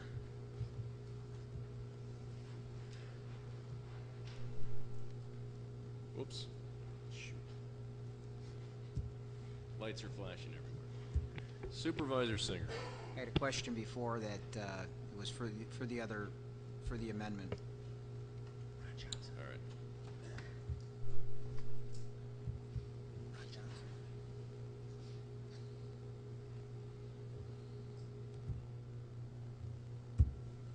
Supervisor Ron Frederick? No, I'm not, no Beautiful. comment. Thank you. Anyone? Supervisor Rose? Thank you, Mr. Chairman. I would like to move that we defer this issue of compensation until we decide the size of the county board at the time of redistricting. It's a motion before the board to defer the issue of county board compensation until we address the redistricting. Corporation Counsel? I don't know that that's a proper motion, Supervisor Rose. The resolution before the board is one entire resolution. Are you moving to send the entire resolution back? Correct. I read it to be the entire resolution. Yes. Oh, okay. I thought you said just the question regarding the salary. No.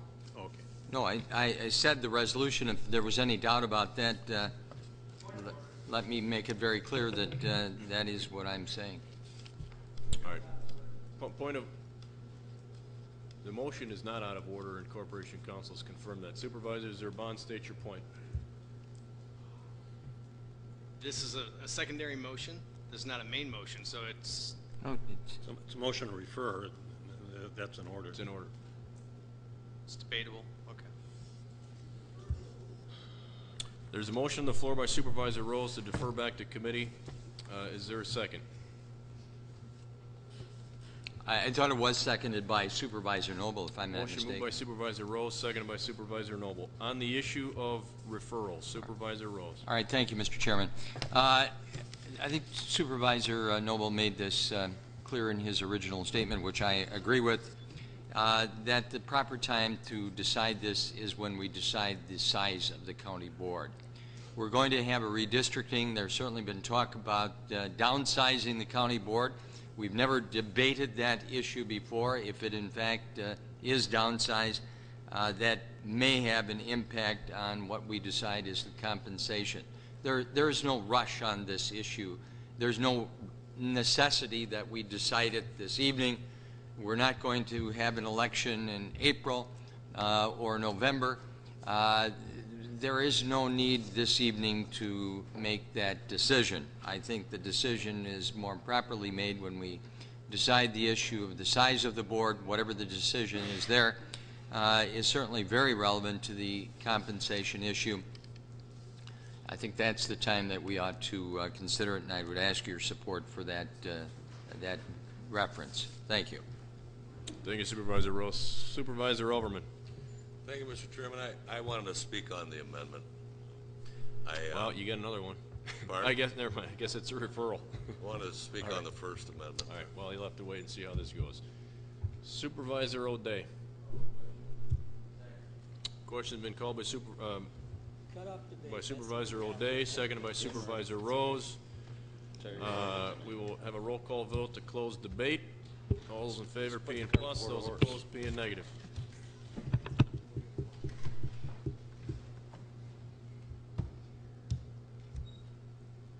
Motion to close debate fails. I believe we need 19, is that correct?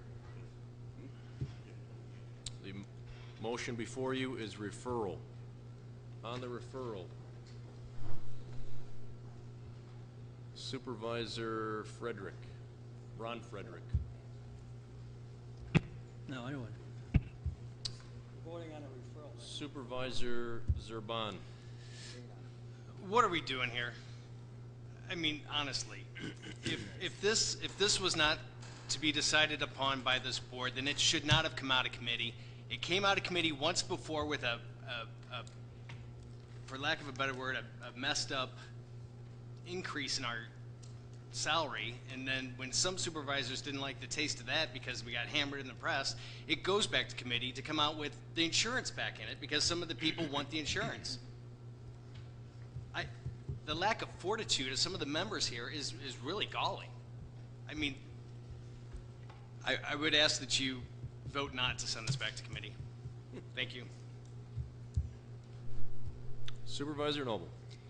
Well, actually, for me, it's fortitude why I second it, because if you've been to the committee meetings, and I've been to all of them, you'll remember that I have suggested and urged that we waited till setting the salary until after we set the size of the county board. It was certainly common sense. I think I was even quoted in the paper, but we have some people that have this is their campaign issue. They're blinded by the issue, and they want to get this vote tonight. So I'm only just being consistent with what I've always felt. Part of me hopes that it doesn't pass, because I think we've dragged our name and we're obviously divided at 15-13 over $2.40, one hamburger. It's a shame. On the referral, I go with Supervisor. What are we doing here? I mean, somehow 15-13 isn't a majority. Somehow it didn't go somebody's way, or how they thought it was going to go. So 15-13 is not a majority. I mean, I hope that those who supported the original motion to go to 100%, I'm sure they'll stay on board. But the idea is this procedure. It's a disgrace. I can't believe this is happening. I served, I don't want to go back. I served on this county board for 16 years. I've never seen anything like this. It doesn't go my way, so I'm taking my marbles and I'm going home. Come on now. I mean, even those of you who didn't support the motion to go to 100% ought to know that this procedure is way out of line. And it's a disgrace to this board. To be clear, you may not agree with the motion to refer. It is appropriate under the rules. That's all I'll say. Supervisor Clark. I don't know whether it's appropriate, but I would move that we take a 5-minute recess. We've been going at it for 2 hours. I don't want to miss the debate. I don't know. Is there a second? Motion made, a second. Take a 5-minute recess. All those in favor signify by saying aye. Aye. Those opposed?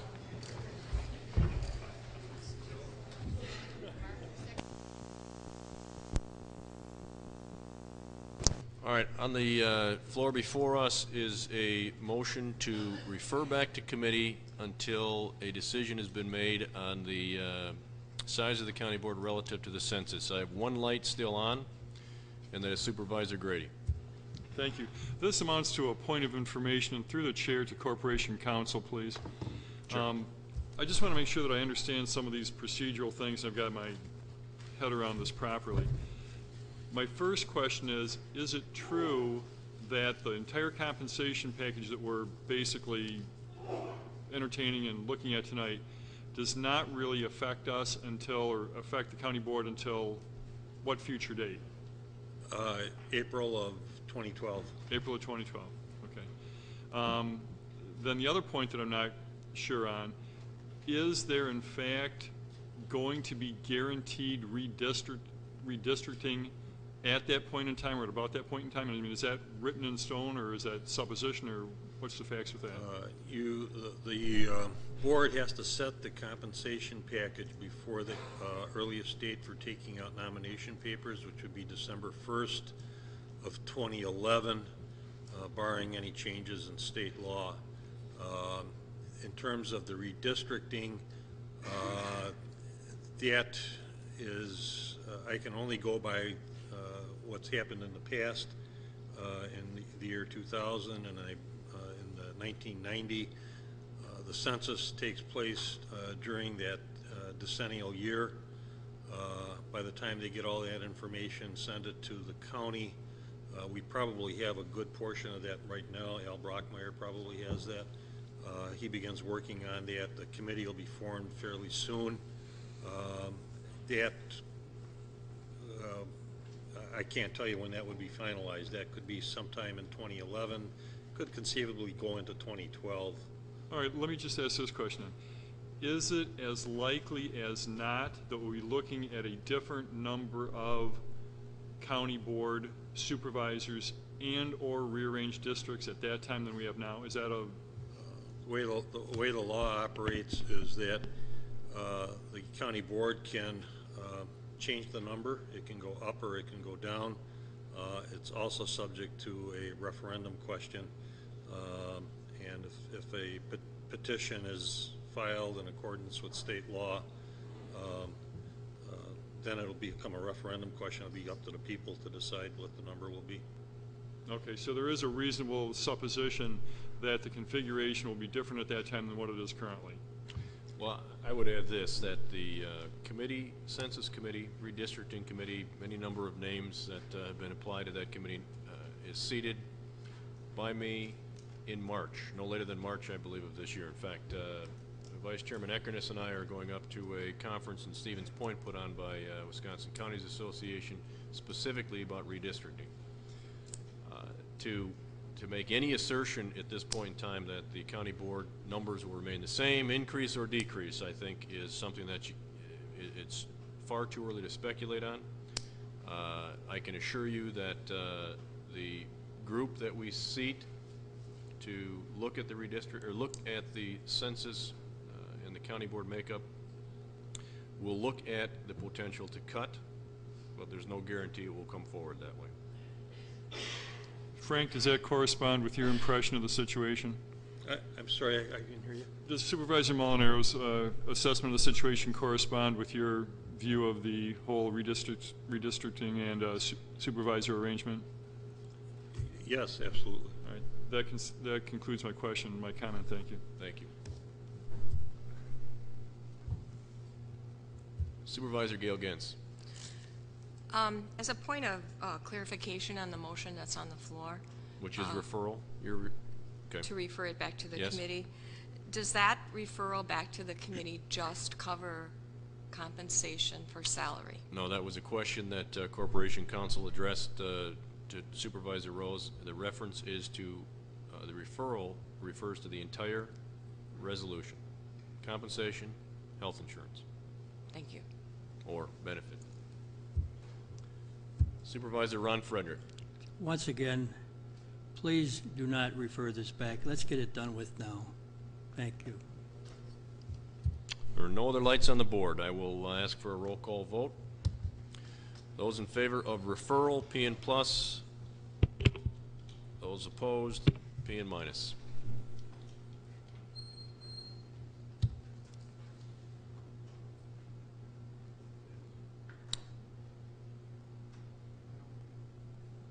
Motion to refer fails 10 to 18. Did I say it right? All right. Before you, then on the floor now is the resolution as amended. I'm sorry. The motion to amend, which is to increase the compensation from $500 to $1,500. Increase the increase in compensation from $500 to $1,500. Remaining on the resolution is the previous amendment to increase the share from 30 to 100. So on the amendment to increase the increase from 500 to 1,500, Supervisor Elverman. Thank you, Mr. Chairman. There's been many things said about just about every aspect of the county board this evening, so I'm going to support this amendment, but I also want to amend this amendment. What I'd like to amend, because I think there's an aspect that has led us to most of these problems that we've experienced over the last couple of years in discussing compensation. I'd like to add, however it is phrased, if it's going to be it further resolved that the salaries shall be increased by $500 or $1,500, I believe the amendment is. I would like to add that the salary provision for the county board be tied directly to the previous increase for non-rep employees. The reason I would, if I could get a second on that, I'd like to speak further on it. Second. Motion made by Supervisor Elverman, seconded by Supervisor Clark to tie any future, if I have this correct, any future compensation increases for the county board beyond the $1,500 to the non-rep increases. Correct. Pardon me? Corporation Counsel has an opinion. I don't believe you can do that. Non-rep salaries are subject to review every year, or they have been, or they can be. They don't have to be, but they can be. Okay. And I don't believe that you could tie that to any kind of an index. I'll then revise that and make the motion to tie it into the previous year's cost of living increase. I think what, Frank, if I can speak, not for you, but you can address this after I make the statement. I believe what Frank is saying, at a minimum, you need to address the fact that it is not a annual increase, given that it is a 2-year term. That's part of it. The other part of it, now dealing with the consumer price index, there are various indexes. There are various consumer price indexes that are utilized in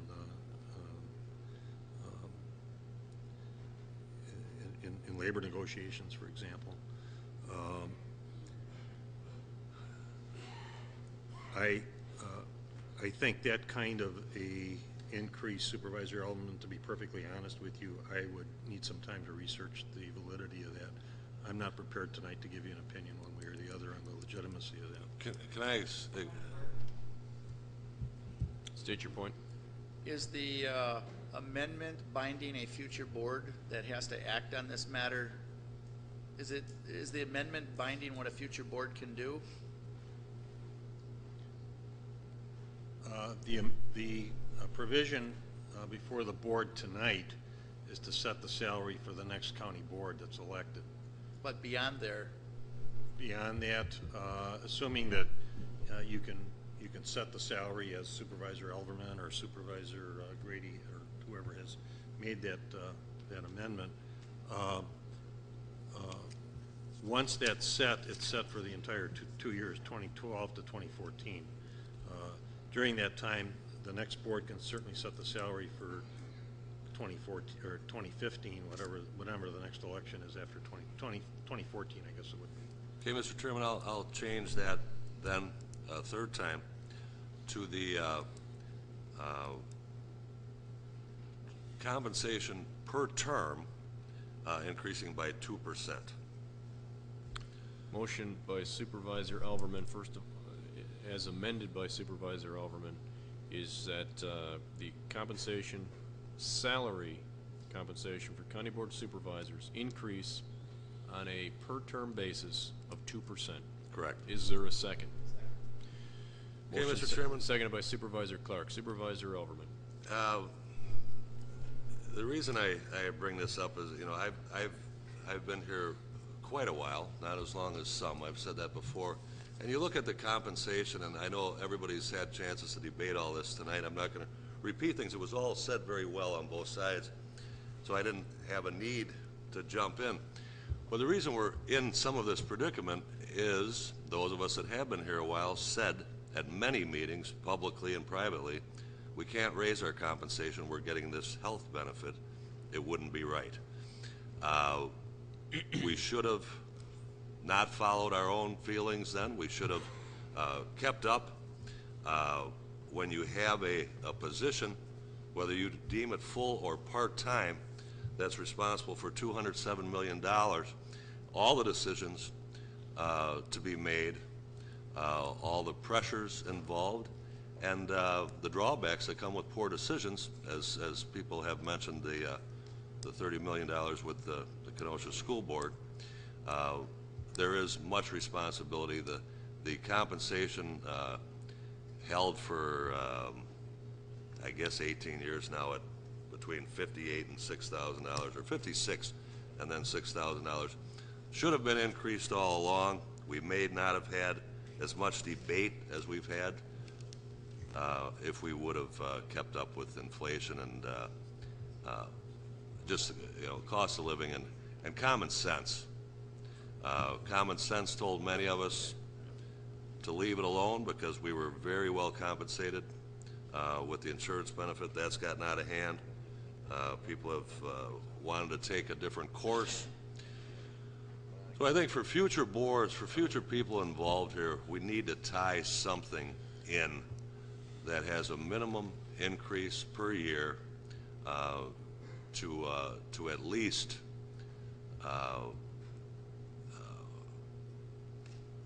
benefit in a minor way the salary of the county board supervisor. So I would urge some form of this to be approved. Thank you. Thank you.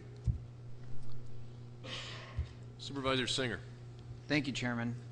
At the Administration Committee meeting, when we held the initial meetings, I indicated that I would support increasing the salary or support getting rid of the health insurance as long as we increase the salary. And the number that I came up with was about $2,300, and I base that upon information that I got from Human Services on how much non-rep pay plan the non-reps received over the years since we had not received any increases. And that's where I came up with that, and I believe that's where Supervisor Gens came up originally with her motion that never made it to the floor here of $3,000. And so yeah, I think what Supervisor Eldman is trying to do is I don't know if it's possible. I'm not the corporation counsel, but I do believe we have to set that prior every term. I don't know if we can predetermine that, and I'd like to ask the corporation counsel if that's correct or not correct. The way the state statute reads is that an elected official of any political subdivision of which the county is one, who by virtue of the office held by that official is entitled to participate in the establishment of the salary attending that office, shall not during the term of the office collect salary in excess of the salary provided at the time of that official's taking office. The provision of statewide concern and applies only to officials elected after October 22nd, 1961. There is another section in the state statutes, and it does not pertain to counties, and I don't know if that is on purpose or if it was just left out for one reason or another, but it states, whenever the governing body of any city, village, or town by ordinance adopts a salary schedule for some or all of the employees and officers of the city, village, or town, other than members of the city council or village or town board, the salary schedule may include an automatic adjustment for some or all of the personnel in conformity with fluctuations upwards and downwards in the cost of living notwithstanding.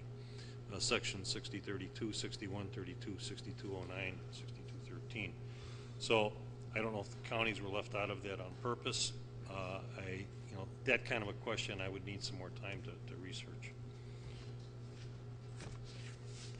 So anyway, and I think that's where Supervisor Eldman's trying to go, is that we'd like to have some compensation change along with the rest of the people, just to be treated fairly in the county. And we obviously have been, I guess, by being offered the insurance, but I think that we need to do it on an annual, semi-annual basis per term, and tie it to the non-rep pay plan then. But we can't do it right now, I don't believe. So, but I think I would support even going a little bit higher, so that we can catch up with the non-reps in our salary. So I will support the 1,500, and I would support even more. Thank you. Thank you. Supervisor Elverman. Yes, Mr. Chairman, am I being told by Corporation Counsel that this is something that we cannot do, or we're not sure if we can do it? We're not, I can't give you a straight answer on your particular motion. What you could do tonight, if you're of a mind to, is you could go with the 1,500, and at a later date, after I can get you an opinion on it, what you could do at that point is it'll still be before December 1st of 2011. You could amend something previously adopted and change that 1,500 at that time if you wish. That'd be the clean way to do it. Mr. Chairman, And no doubt when it gets here for the discussion, it'll be clean. In that case, Mr. Chairman, I'd like to reconsider my vote on referral back to committee.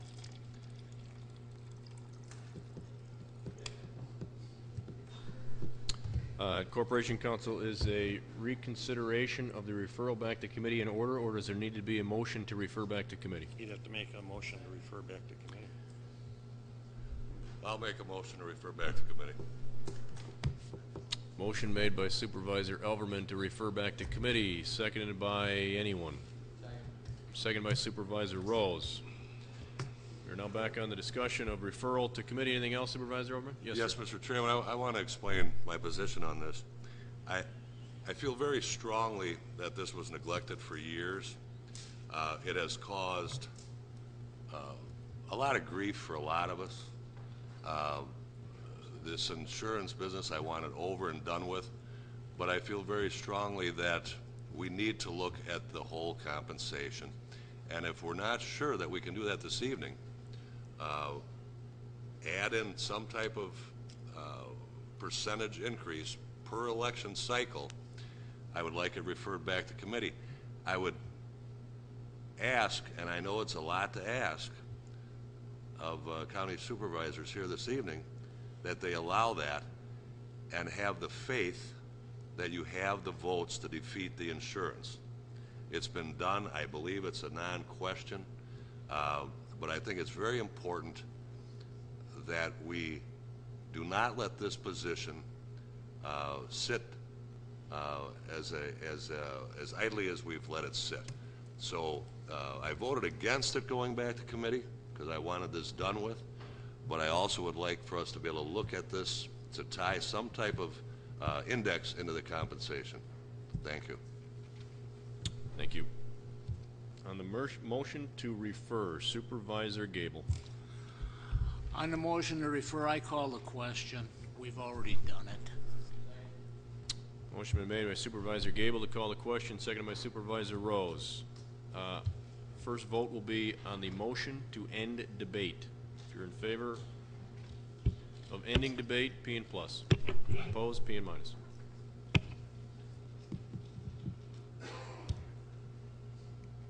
Motion carries. Debate is closed. I will give a moment for it to print out. Before you is once again a motion to refer the entire resolution back to committee.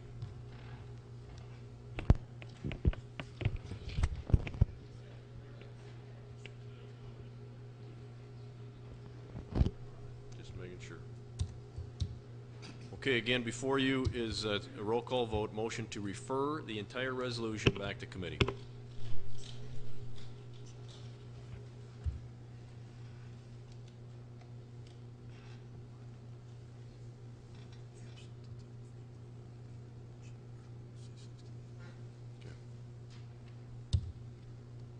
Motion to refer again fails on a vote of 12 to 16. So before you, once again, is the resolution as amended. The amendment is to increase the salary increase from $500 to $1,500. On the motion, on the resolution as amended, Supervisor O'Day. No. Supervisor Singer? Call the question.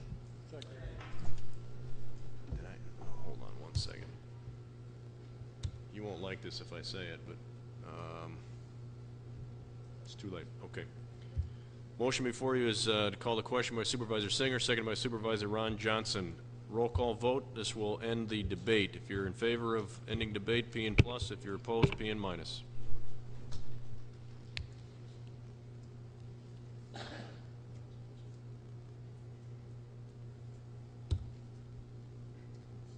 Motion to close debate passes 23-4 with one abstention. Debate is closed. Before you is the resolution as amended. This is not passing the resolution. This is only on the amendment to increase the salary increase from $500 to $1,500. Let me clear the board. Be patient. Roll call. P and plus if you're in favor of $1,500 increase. P and minus if you are in favor of a $500.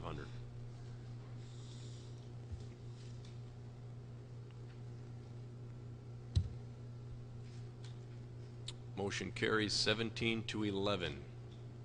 The resolution before you now is an amendment to take the health insurance from from a 30% contribution to a 100% contribution and a salary increase of $1,500 in lieu of the $500.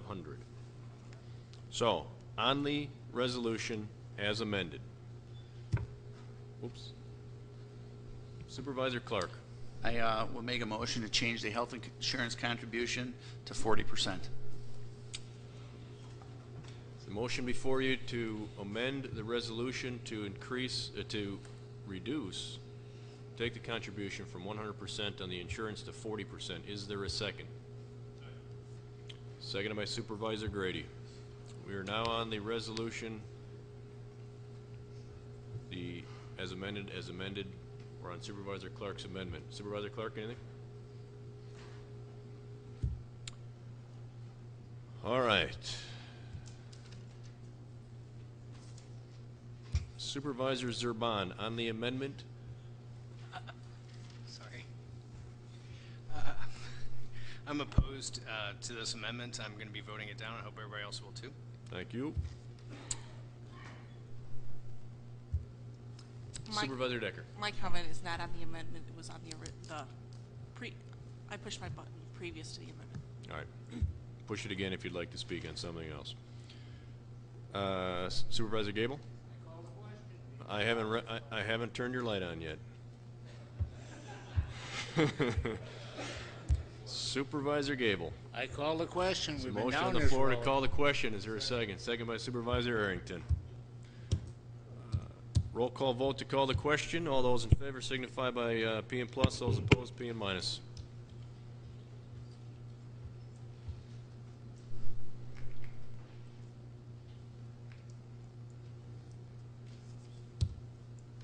Motion to call the question passes 26-1, again with one abstention.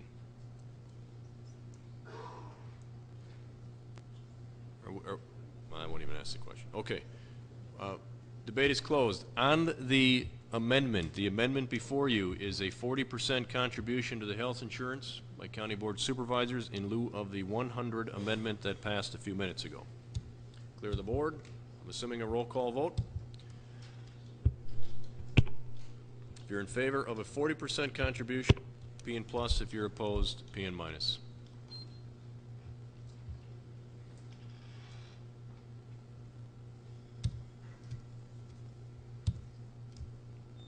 Motion fails 12-16.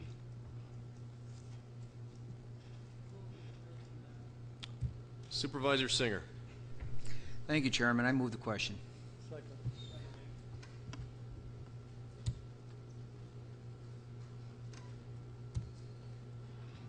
All right, before you is a motion moved by Supervisor Singer, seconded by Supervisor Ron Johnson. Motion before you is to close debate. All those in favor of closing debate, P and plus. Those opposed, P and minus.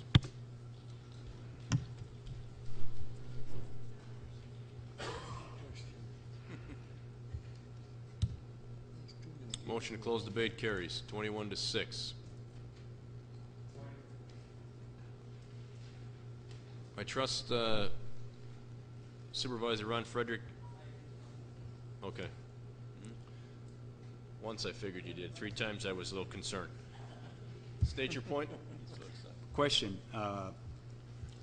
We have 28 supervisors here today. What happens if this vote comes to be 14-14? What's the compensation package if this final vote ends up to be 14-14? As it currently exists, if the final vote is 14-14, it fails for lack of a majority, and there will be no change in the compensation. All right. Thank you. Corporation Counsel, I'm correct on that? All right, the motion before you is the resolution as amended. Once again, the amendments are, the only amendment, right? I'm sorry, is to 100% insurance contribution and a $1,500 salary increase. Roll call on the motion as amended. If you're in favor, as amended, P and plus. If you're opposed, P and minus.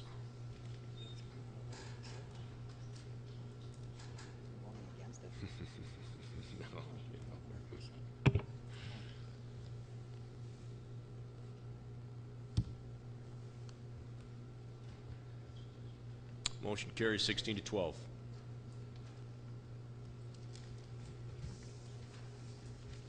Now we can get on with the rest of the business. Clerk. Resolution.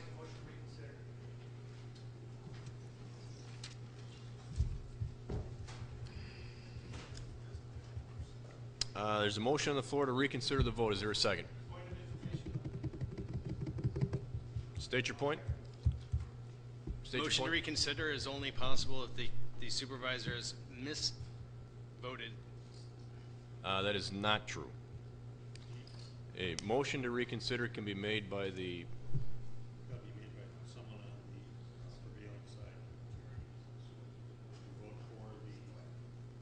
Can I see the tally, please? Still up there, but you voted for it. You voted for it.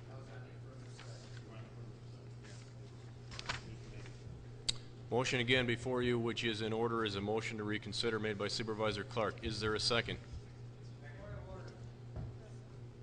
State your point. A motion can only be made by a person from the majority.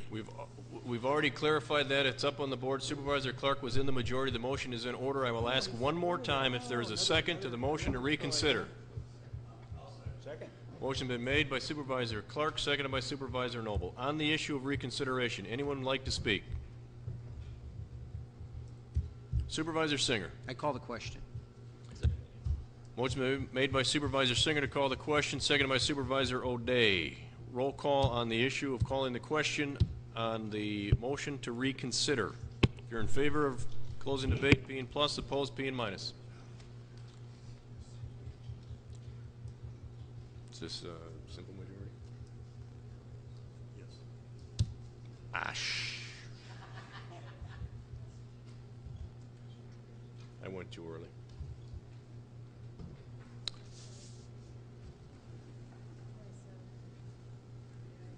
All right, I'm going to clear the board, and we're going to vote again because I pushed the button too early. When I ask for a vote, it's getting late, you better be quick. Motion to close debate on reconsideration. P and plus if you're in favor, P and minus if you're opposed. Now, motion to close debate passes 23-5. Sorry about that, E. You got it? Printed? All right, before you is a motion to reconsider. If you are in favor of reconsideration, P and plus. If you're opposed, P and minus. Roll call vote.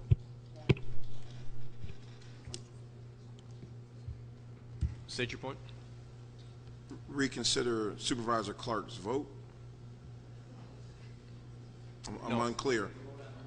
This is only, ultimately, what you're voting on right now is whether or not you want to open this up for a vote again. Right. That's what you're voting on right now. I'll clarify anything beyond that when we get there.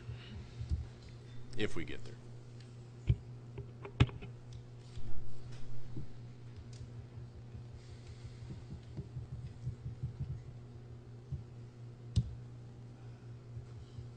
Motion to reconsider fails. No, I'm sorry, passes 16-12. Before you now is a reconsideration of the resolution as amended, which is a 100% contribution and a $1,500 salary increase. On the issue of reconsideration, I'm assuming it's open for discussion, Frank, correct?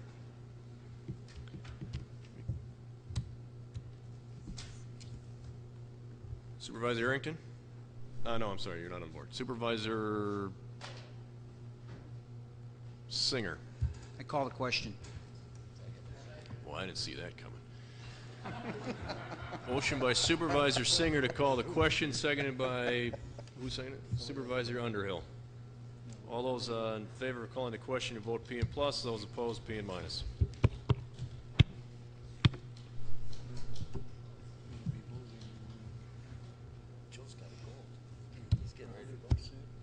Motion to close debate. For crying out loud, Supervisor Ron Frederick.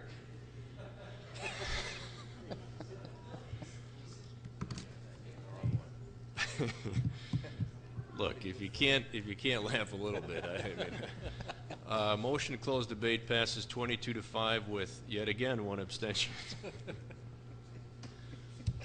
All right, before you is a reconsideration of the resolution as amended, which is a 100% insurance contribution and a $1,500 salary increase. Roll call vote. If you are in favor, as presented, P and plus. If you're opposed, P and minus. Pardon me? Yes, you are voting on the resolution as amended, which is in fact a vote we took already. We are reconsidering it. The motion as amended is a 100% contribution to the insurance and a $1,500 salary increase. Am I correct? Anyone disagree with that? No. Can I just clear this right now? Right? Careful. Don't press the 0. All right. The board got cleared. I will. Supervisor Ron Frederick, you good on the buttons here?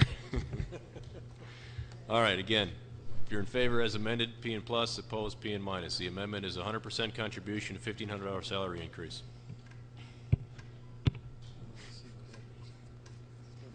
One more.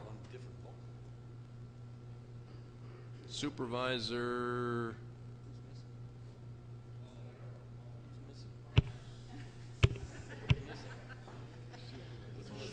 I got it.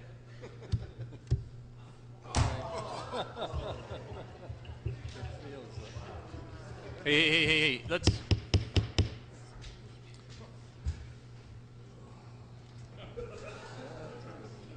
All right, the motion fails on a 14-14 tie.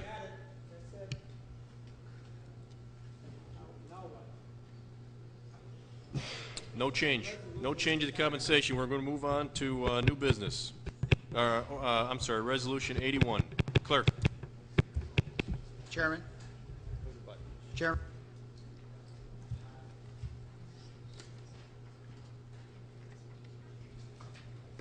You are requesting a point of order or something? There is no majority vote. Motion to reconsider is not in order. I don't make the rules. That's the way it is. If Corporation Counsel agrees, you can certainly let me know. Clerk. Resolution 81 from Administration and Finance Committee, a resolution to approve the successor labor agreement between Kenosha County and ASME Local 1392 institution employees. Submitted by Administration Committee. Noble, yes. Elverman, yes. Gale Gens, yes. Celebrity, yes. Finance Committee, Clark, yes. O'Day, yes. Jeff Gens, yes. Eckern is yes. Supervisor Noble. I move Resolution 81. Resolution 81 moved by Supervisor Noble, seconded by Supervisor Clark. Supervisor Noble. Resolution 81, which I've referred to a couple times, which is the Local 1392 Institutional Employees Contract.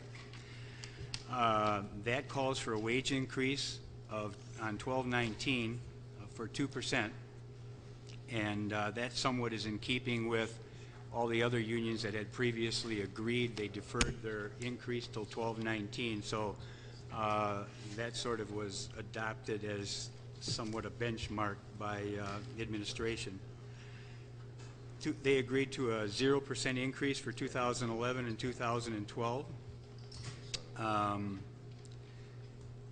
And they agreed to go to the G plan for health insurance. There's some additional, for 2010, they get 0 extra vacation days with a $500 one-time bonus paid on the first payday after signing, and 3 days emergency vacations for 2011 and 2012. There's several side letters that are renewed. In the course of the last discussion, we talked about the how much health insurance has increased over the last several years. In this G plan, health insurance basically calls for a copay increase of $1 a year. That's on page 20. For 2009, it was 31. For 2010, it goes to 32, and so on. So, slight increases there. Bob Riedel is here. If you have any additional questions, this was approved by both the Administration Committee and the Finance Committee, and is before you tonight for approval.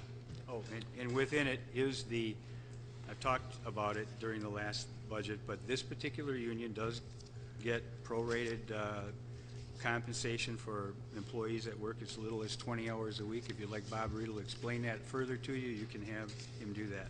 Thank you. Thank you, Supervisor Rose. Noble, Supervisor Rose. All right, thank you, Mr. Chairman.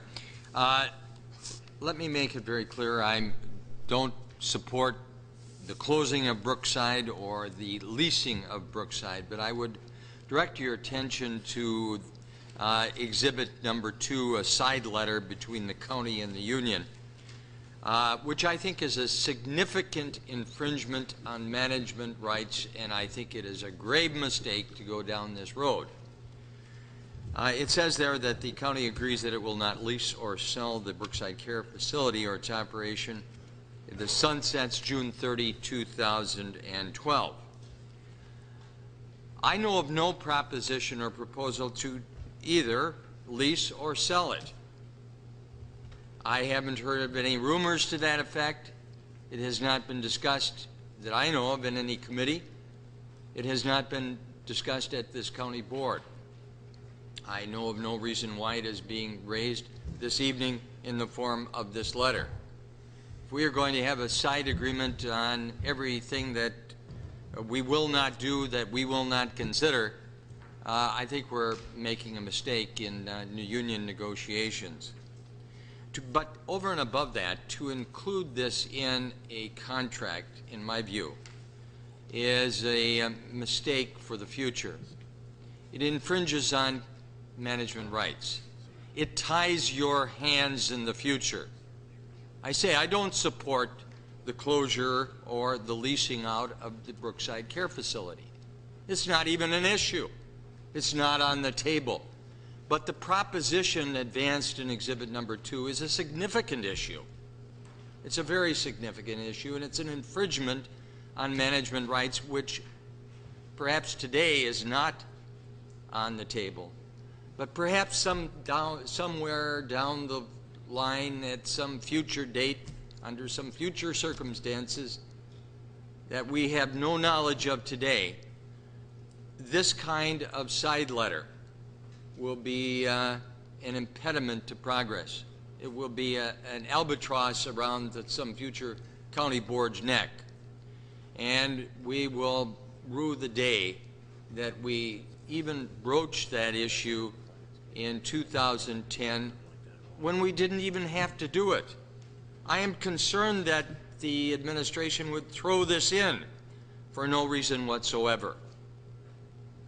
Why is this even on the table? What was the discussion that prompted this?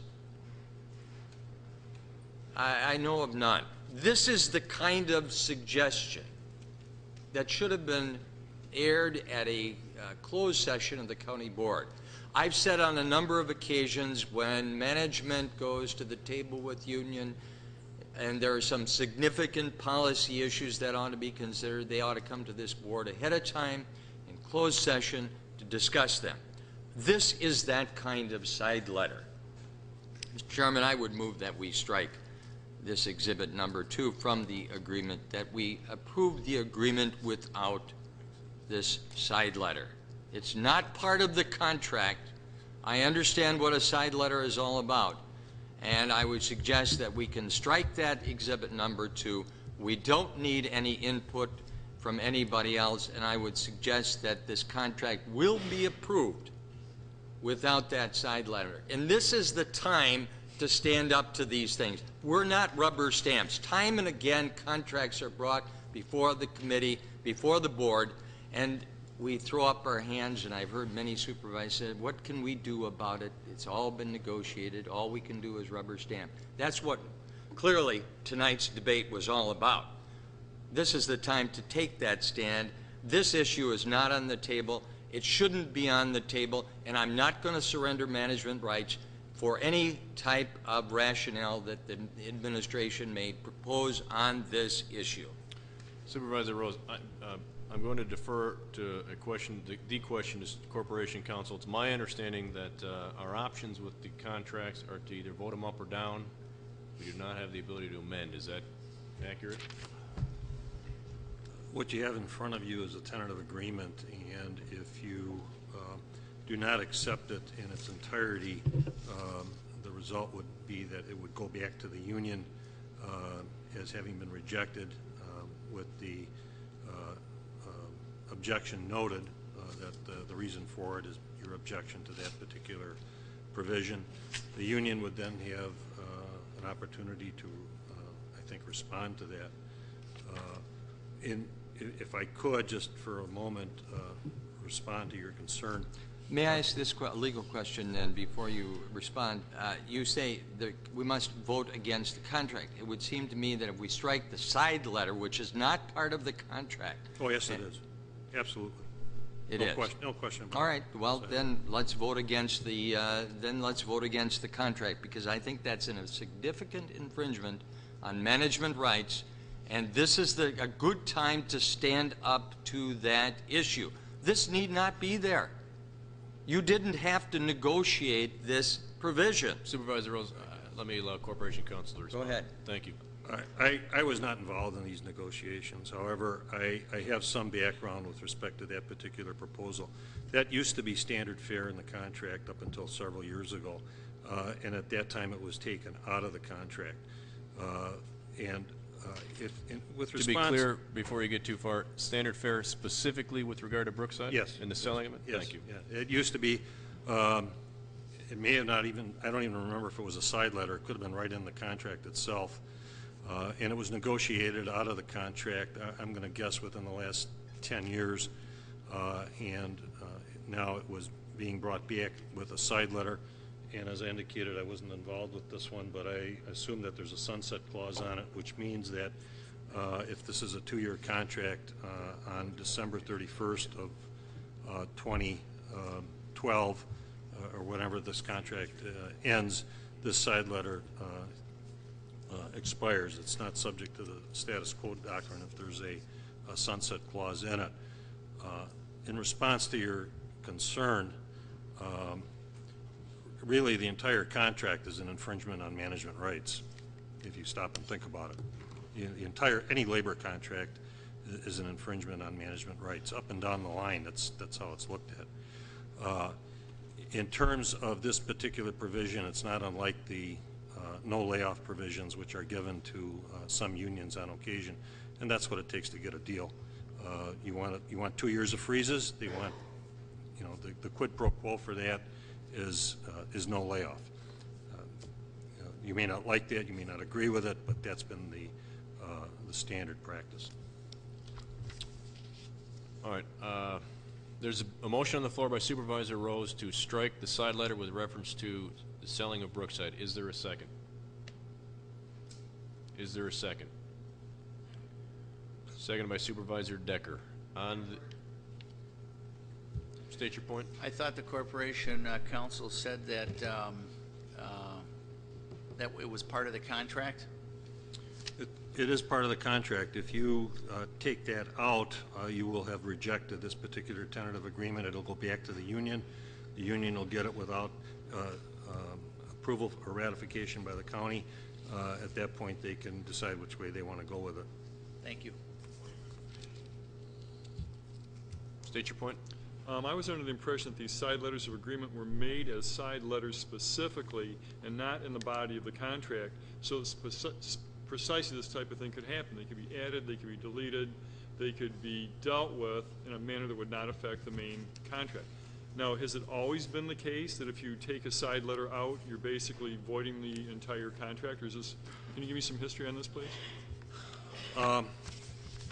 You just give me a second. Can I just look at the side letter itself? Is there a sunset clause on that? Yes, sunset is. Okay. The side letter is part of the agreement. It always has been. They always will be. They're like an addendum to the agreement. There's a difference between a contract language and side letters in that the side letter is considered to be a separate document. They are looked at separately, if you will, every time negotiations come up between the parties, so that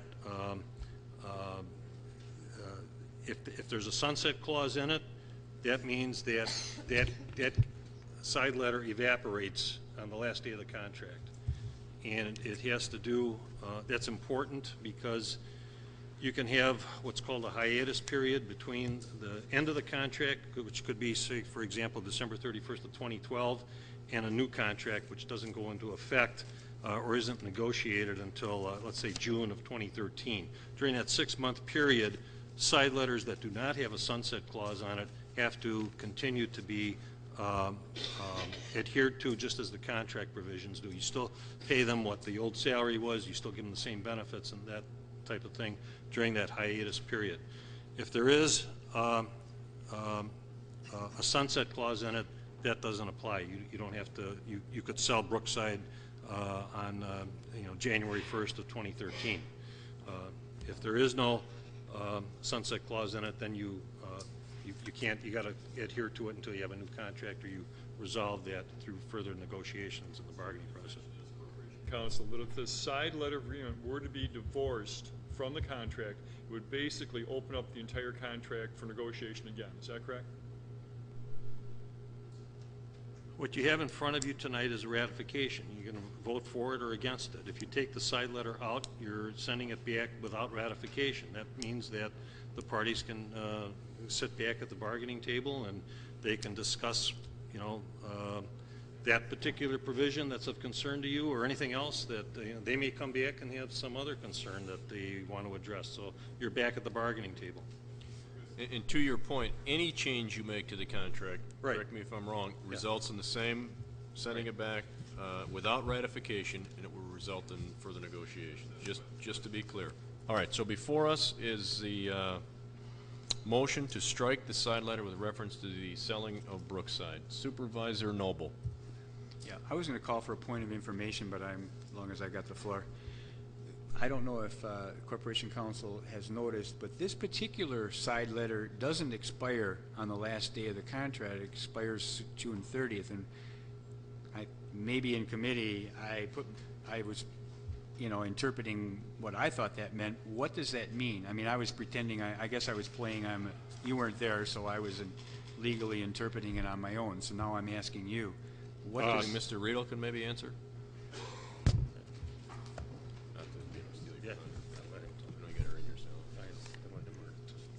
The date is June 30th, and that dovetails with exactly what Corporation Counsel said. It is in lieu of a no layoff, and the side letter evaporates a full 6 months prior to the expiration of the contract, and so it will not carry over. And Right, so your interpretation that admin was correct. Okay, my interpretation then in committee is, which I think is one saving grace of this particular side letter, is this one doesn't carry over like we see so many side letters carry over because they expire on the last day of the contract. This one's dead for 6 months before the contract expires. So It doesn't matter whether it's 6 months or 6 minutes before the end of the contract. It's the same effect.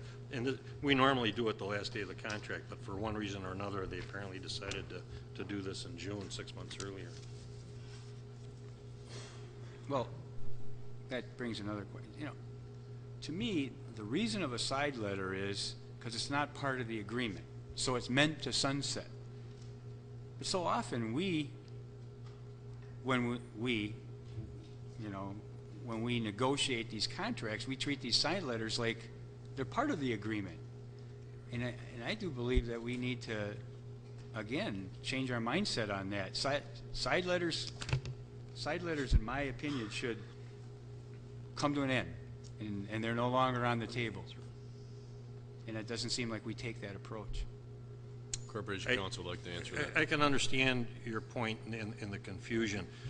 When I say that they're,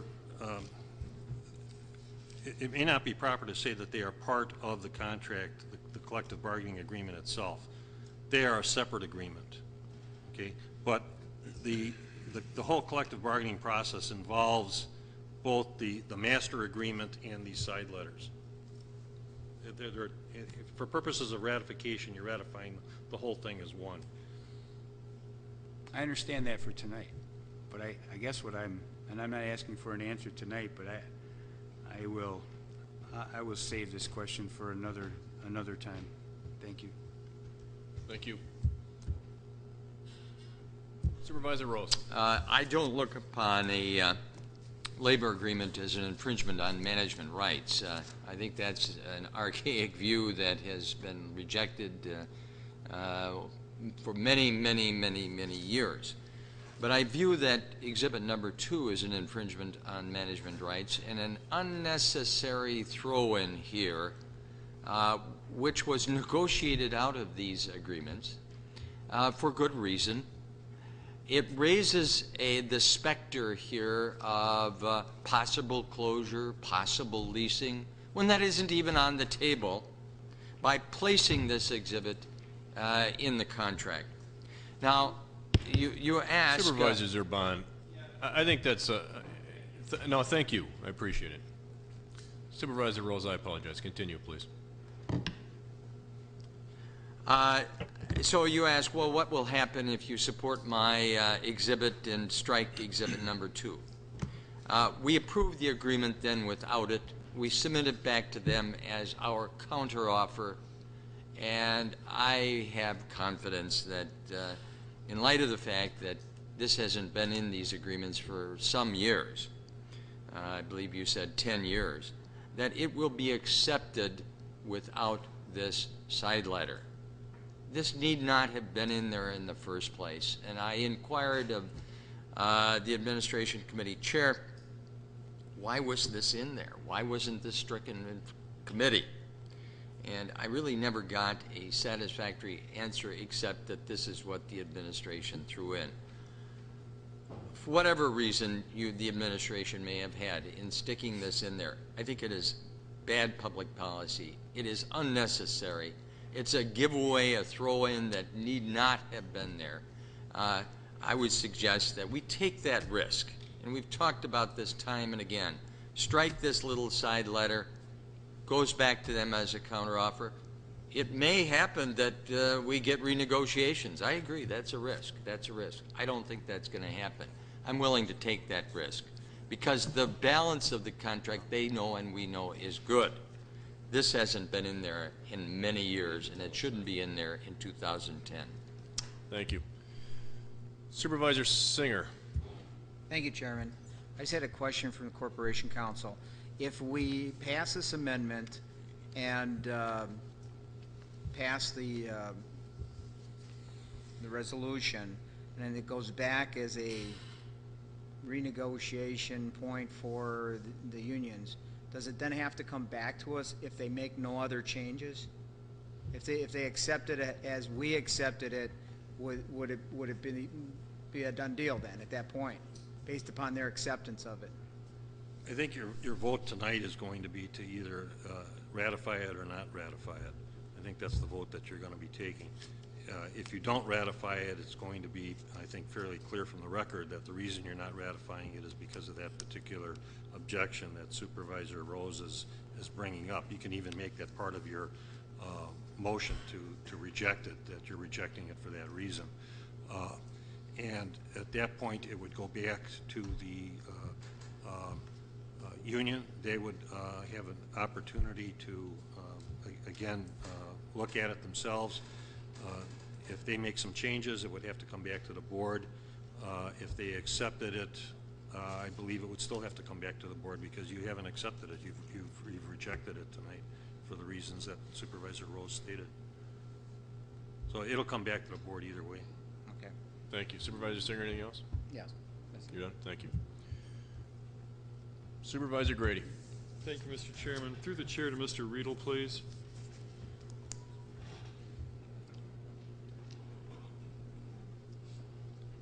I heard the tail end of Supervisor Rose's comments that this has not been done in 10 some odd years, a side letter agreement. Can you comment upon how frequent do we have this type of side letter in any of our other current contracts? Just give us some history, please.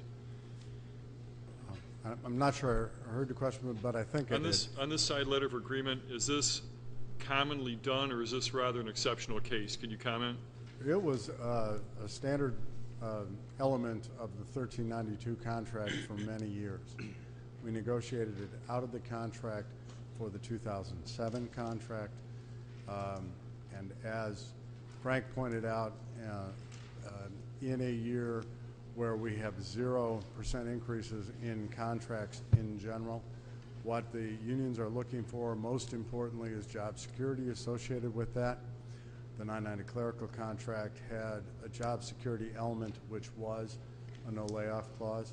The 168 contract had a job security element which was no contracting out for a period of time in the contract, I believe until the March of the last year of that contract. In this case, the job security element was a promise not to sell or lease Brookside until 6 months were left in the contract. And so again, it's a job security element which is a standard quid pro quo for contracts which involve 0% increases over time. Well, then the follow-up question is, on these other labor agreements, were they done as side letters, or were they done in the body of the contract, body of the agreement? Side letters. Side letter? The other job security elements were all done in side letters. Yes. Those are my questions. Thank you, Mr. Chairman. Thank you. Supervisor Michael, I know I took you out of order, or turned your light off. Go ahead. You know what? I understand Supervisor Rose's concerns, but I mean, sometimes it's good just to have an attachment to make people feel good. And I think, I don't want to speak for everybody on this board, but I don't think anyone has any intention of selling Brookside. And I think if we'd put an attachment to others, for instance, the Sheriff's Department, we know we're not going to lay off any of our deputies. If it gets a contract signed, I think there's no harm in it, so I'd urge your support. Thank you. Thank you. Supervisor Clark.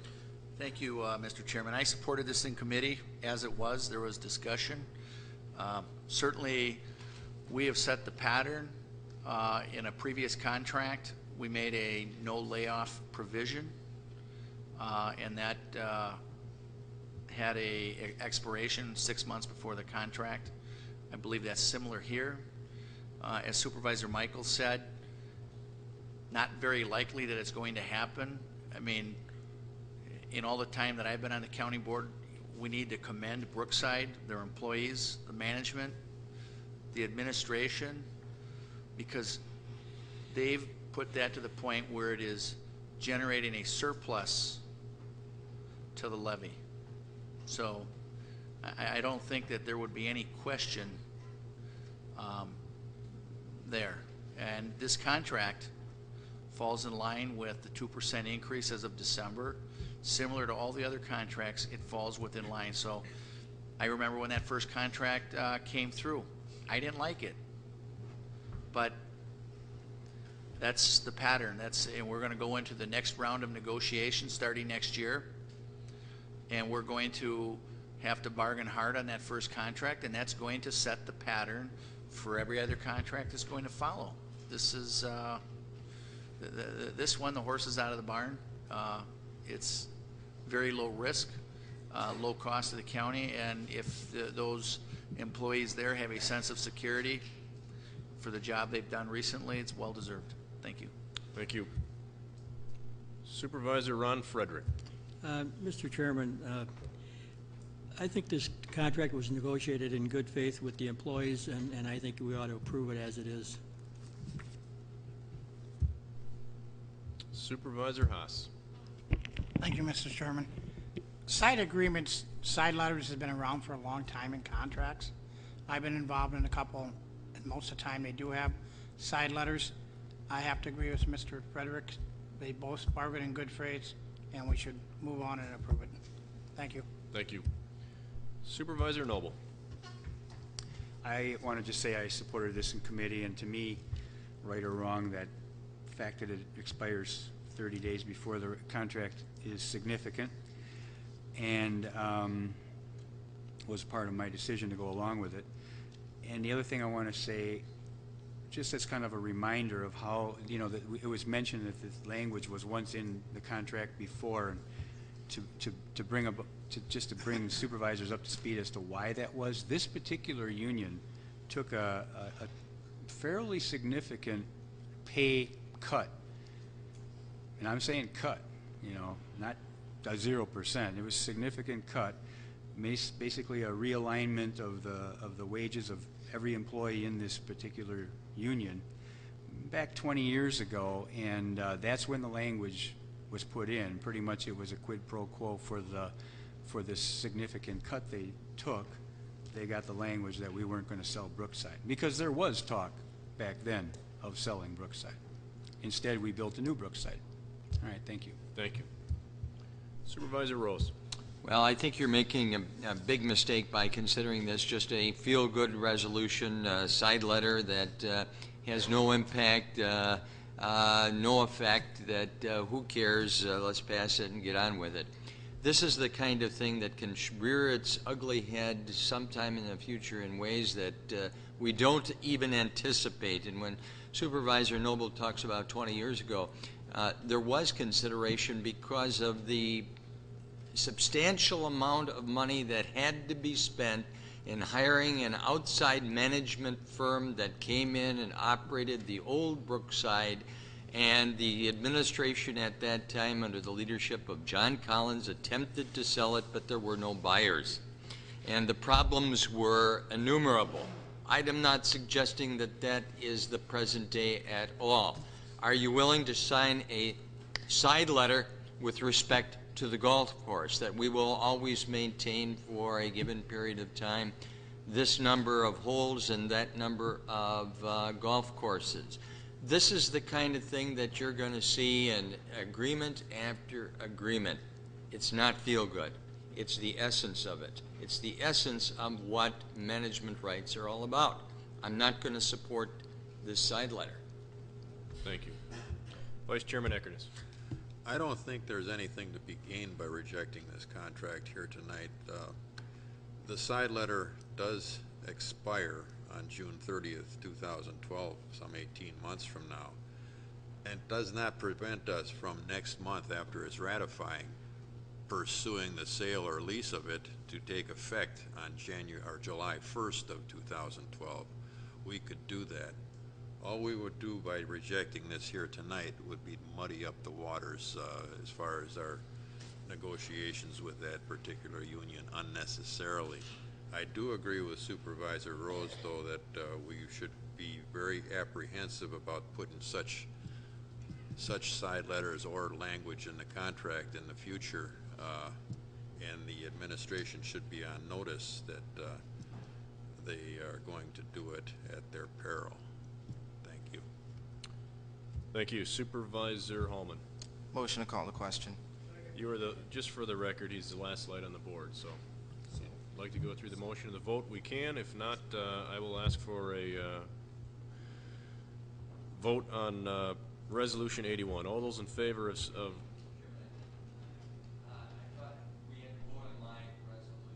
I'm sorry. Yes. Motion before us is to strike the side letter, amend Resolution 81 of the labor agreement, strike the side letter with reference to selling Brookside. On that motion, we'll do a roll call. P and plus if you're in favor of striking the side letter, P and minus if you're if you want to keep it in the contract.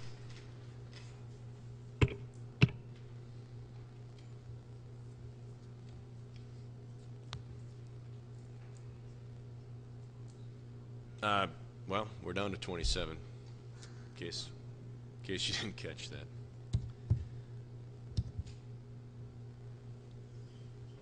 Motion fails on a vote of 1 to 26. Give you a moment to look at the board if...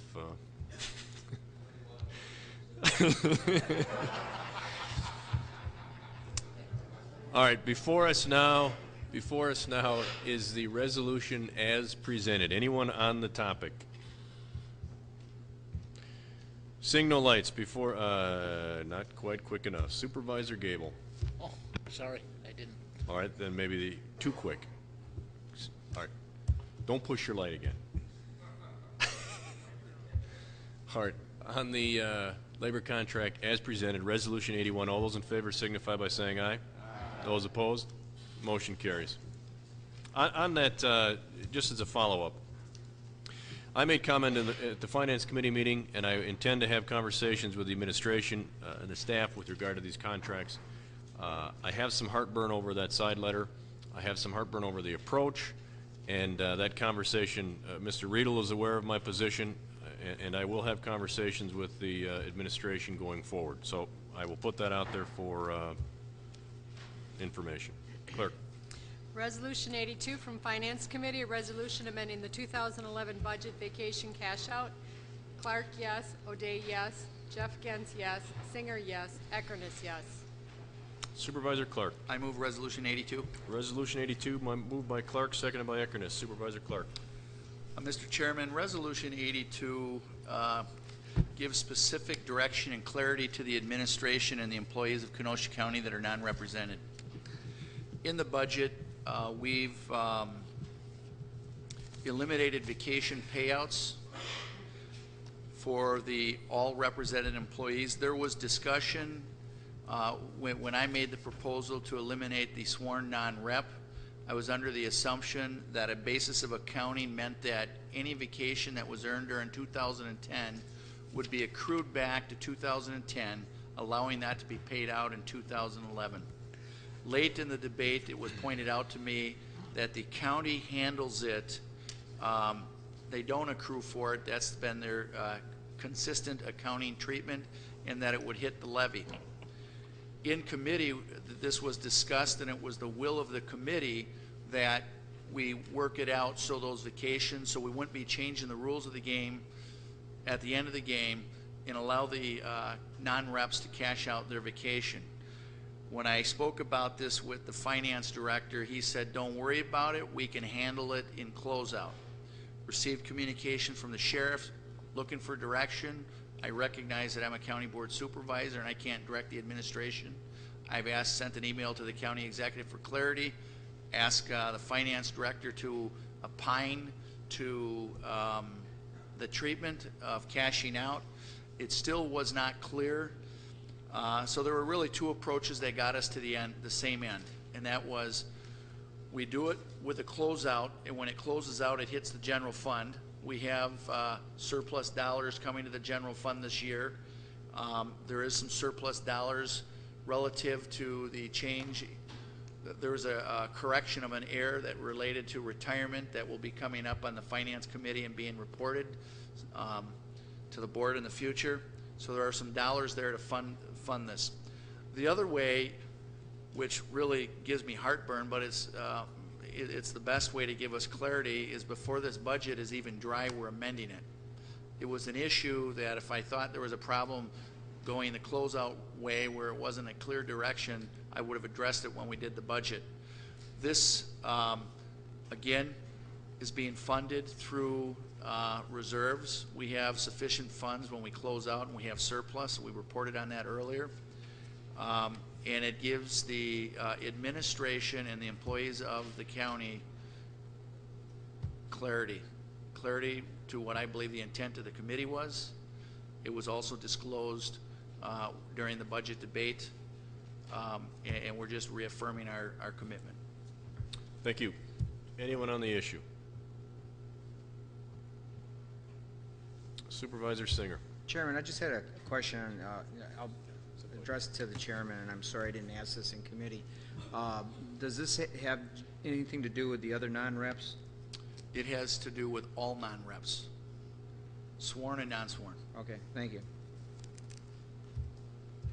Any other questions or comment? Seeing none, this is a budget modification, requires a 2/3 vote. P and plus if you're in favor, P and minus if you're opposed.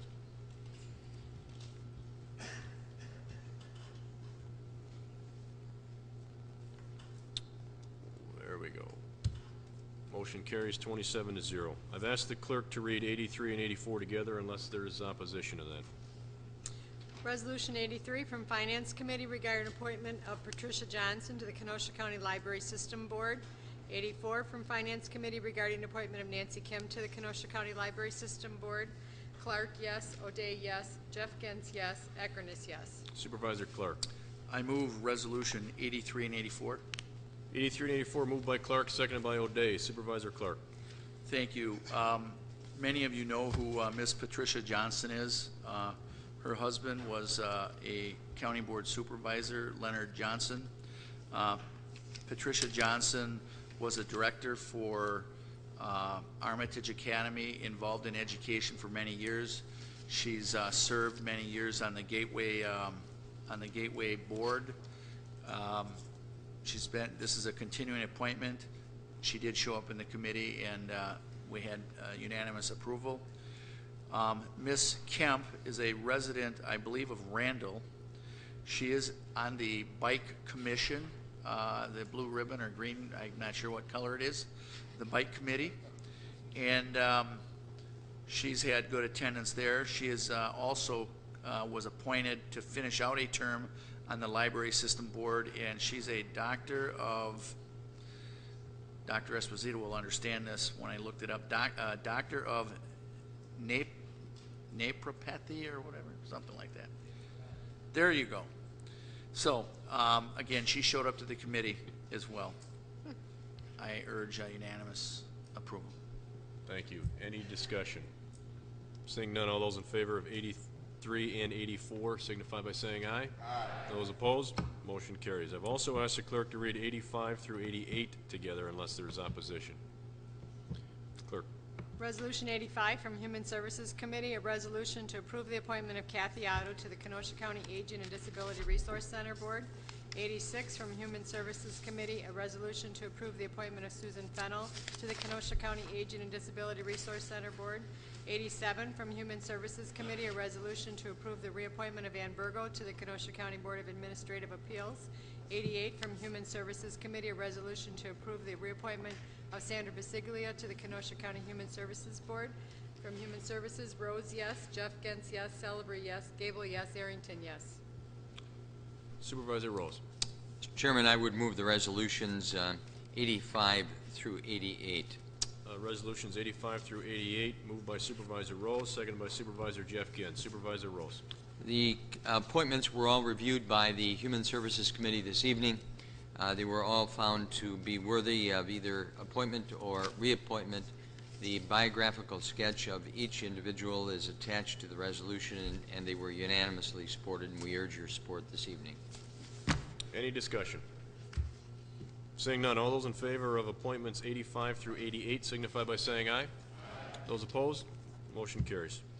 Resolution 89 from Judiciary and Law and Finance Committees regarding Wisconsin DOTS 2010-2011 traffic enforcement grants. Judiciary and Law, Michael, yes. Haas, yes. Ron Johnson, yes. Singer, yes. Ron Frederick, yes. Finance, Clark, yes. O'Day, yes. Jeff Gens, yes. Singer, yes. Eckerness, yes. Supervisor Michael. Thank you, Mr. Chairman. I move resolution number 89. Resolution 89 moved by Michael, seconded by Clark. Supervisor Michael. Thank you, Mr. Chairman. This is a $55,000 grant from the Wisconsin Bureau of Traffic Safety, basically for the Sheriff's Department to protect the community against speeders and individuals that consume alcohol. It's basically $30,000 of the grant is for alcohol enforcement, and the $25,000 is for speed enforcement. As I stated, the total amount of the grant is $55,000. I urge your support. Thank you. Thank you. Supervisor Noble. Thank you. No, I'm not going to do what I normally do. But I am going to ask the question. 9,200 in equipment. What was the equipment? It doesn't say. It usually says what they're going to purchase. Of this grant, they're going to spend $9,200 of equipment purchases.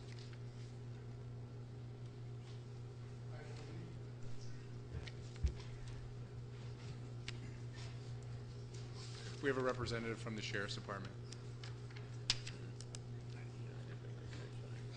Yeah, with the equipment we're going to purchase, I believe 4 handheld radios, some radio chargers, and also I believe 4 portable breath testers. Portable breath what? Breath testers, the PBTs.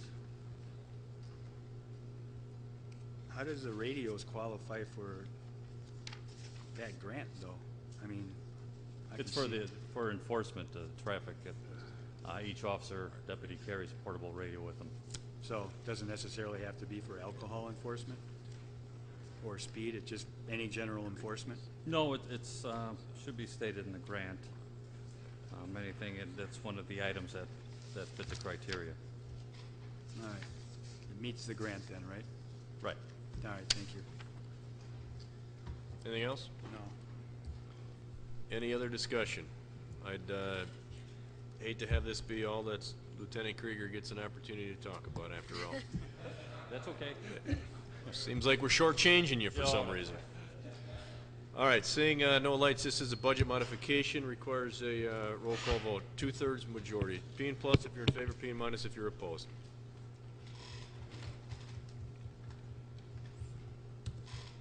Motion carries 27-0. Resolution 90 from Judiciary and Law and Finance Committees regarding organized crime drug enforcement task forces strategic initiative for overtime support. From Judiciary and Law, Michael, yes. Haas, yes. Ron Johnson, yes. Singer, yes. Ron Frederick, yes. Finance, Clark, yes. O'Day, yes. Jeff Gens, yes. Singer, yes. Eckerness, yes. Supervisor Michael. Thank you, Mr. Chairman. Move Resolution 90. Resolution 90 moved by Supervisor Michael, seconded by Supervisor Clark. Supervisor Michael. Thank you, Mr. Chairman. As stated within the resolution, all this is $10,000 to the Sheriff's Department, specifically the K-Dog unit, which is the drug enforcement unit that is a unit that consists of sheriff's deputies, or excuse me, sheriff's detectives and Kenosha Police Department detectives that work with the feds in going after individuals that sell controlled substances. I'd urge your support on this. Thank you. Thank you. Supervisor Rose. It's interesting to note that this is titled Organized Crime Drug Enforcement Task Force's Strategic Initiative, which seems quite powerful, and we appropriate $10,000.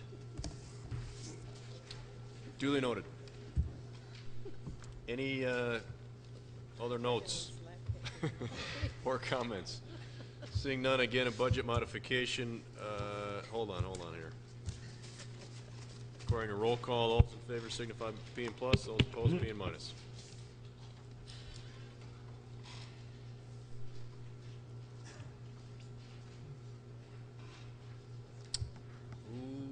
There we go.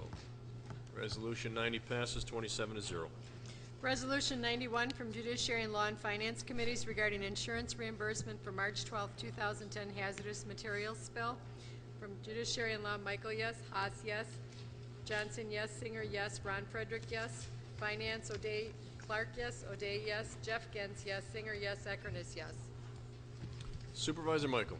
Thank you, Mr. Chairman. Move Resolution 91. Resolution 91 moved by Michael, seconded by Clark. Supervisor Michael. Thank you, Mr. Chairman. As stated within the resolution, this is a basically a bill that was given to,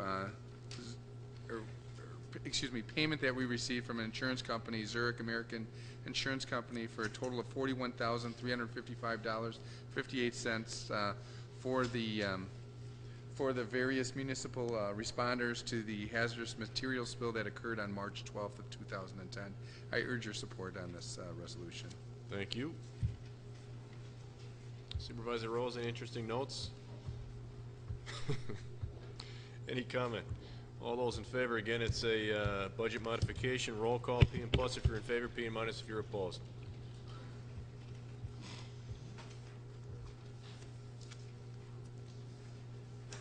Two more. Supervisor Hallman, Supervisor Clark is here. Clark, P and plus, P and minus?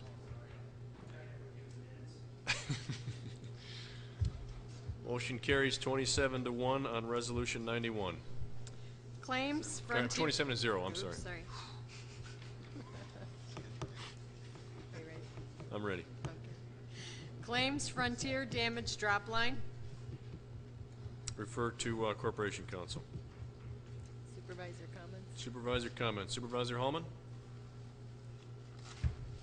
Thank you, Mr. Chairman. Before we all go home, I want to let you know that I've just come back from Baltimore from a policy conference on foreclosures.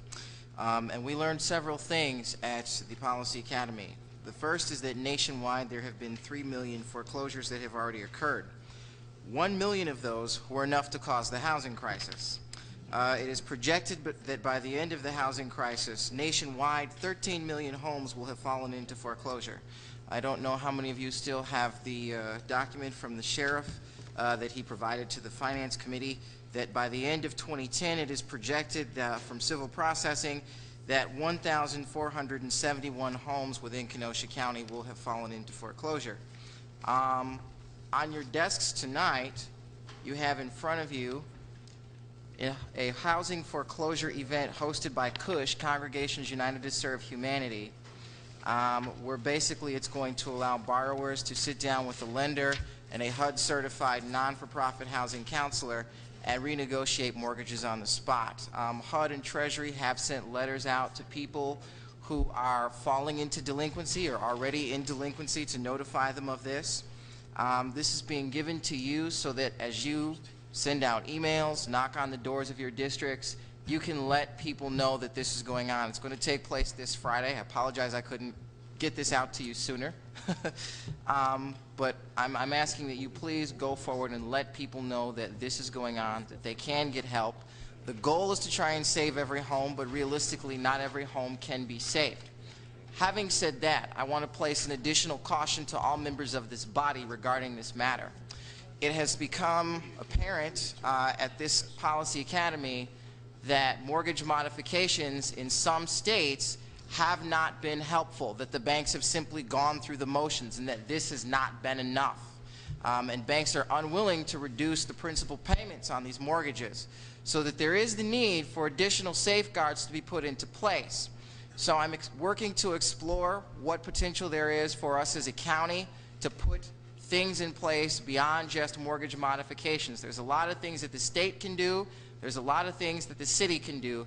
There isn't a whole lot of room for counties to work in this area, but I will be looking at what it is that we can do and be bringing that to the board. So let your constituents know about this event and keep your eyes and ears perked for some policy options or recommendations that might be coming forward regarding the matter of foreclosures. Thank you.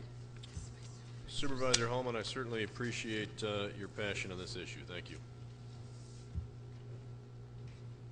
Two things before we approve the minutes. First of all, as strange as this will be, Resolution 80 that was before us this evening is unsigned from the Administration Committee. I will need you all to sign it and check as to how you voted in committee.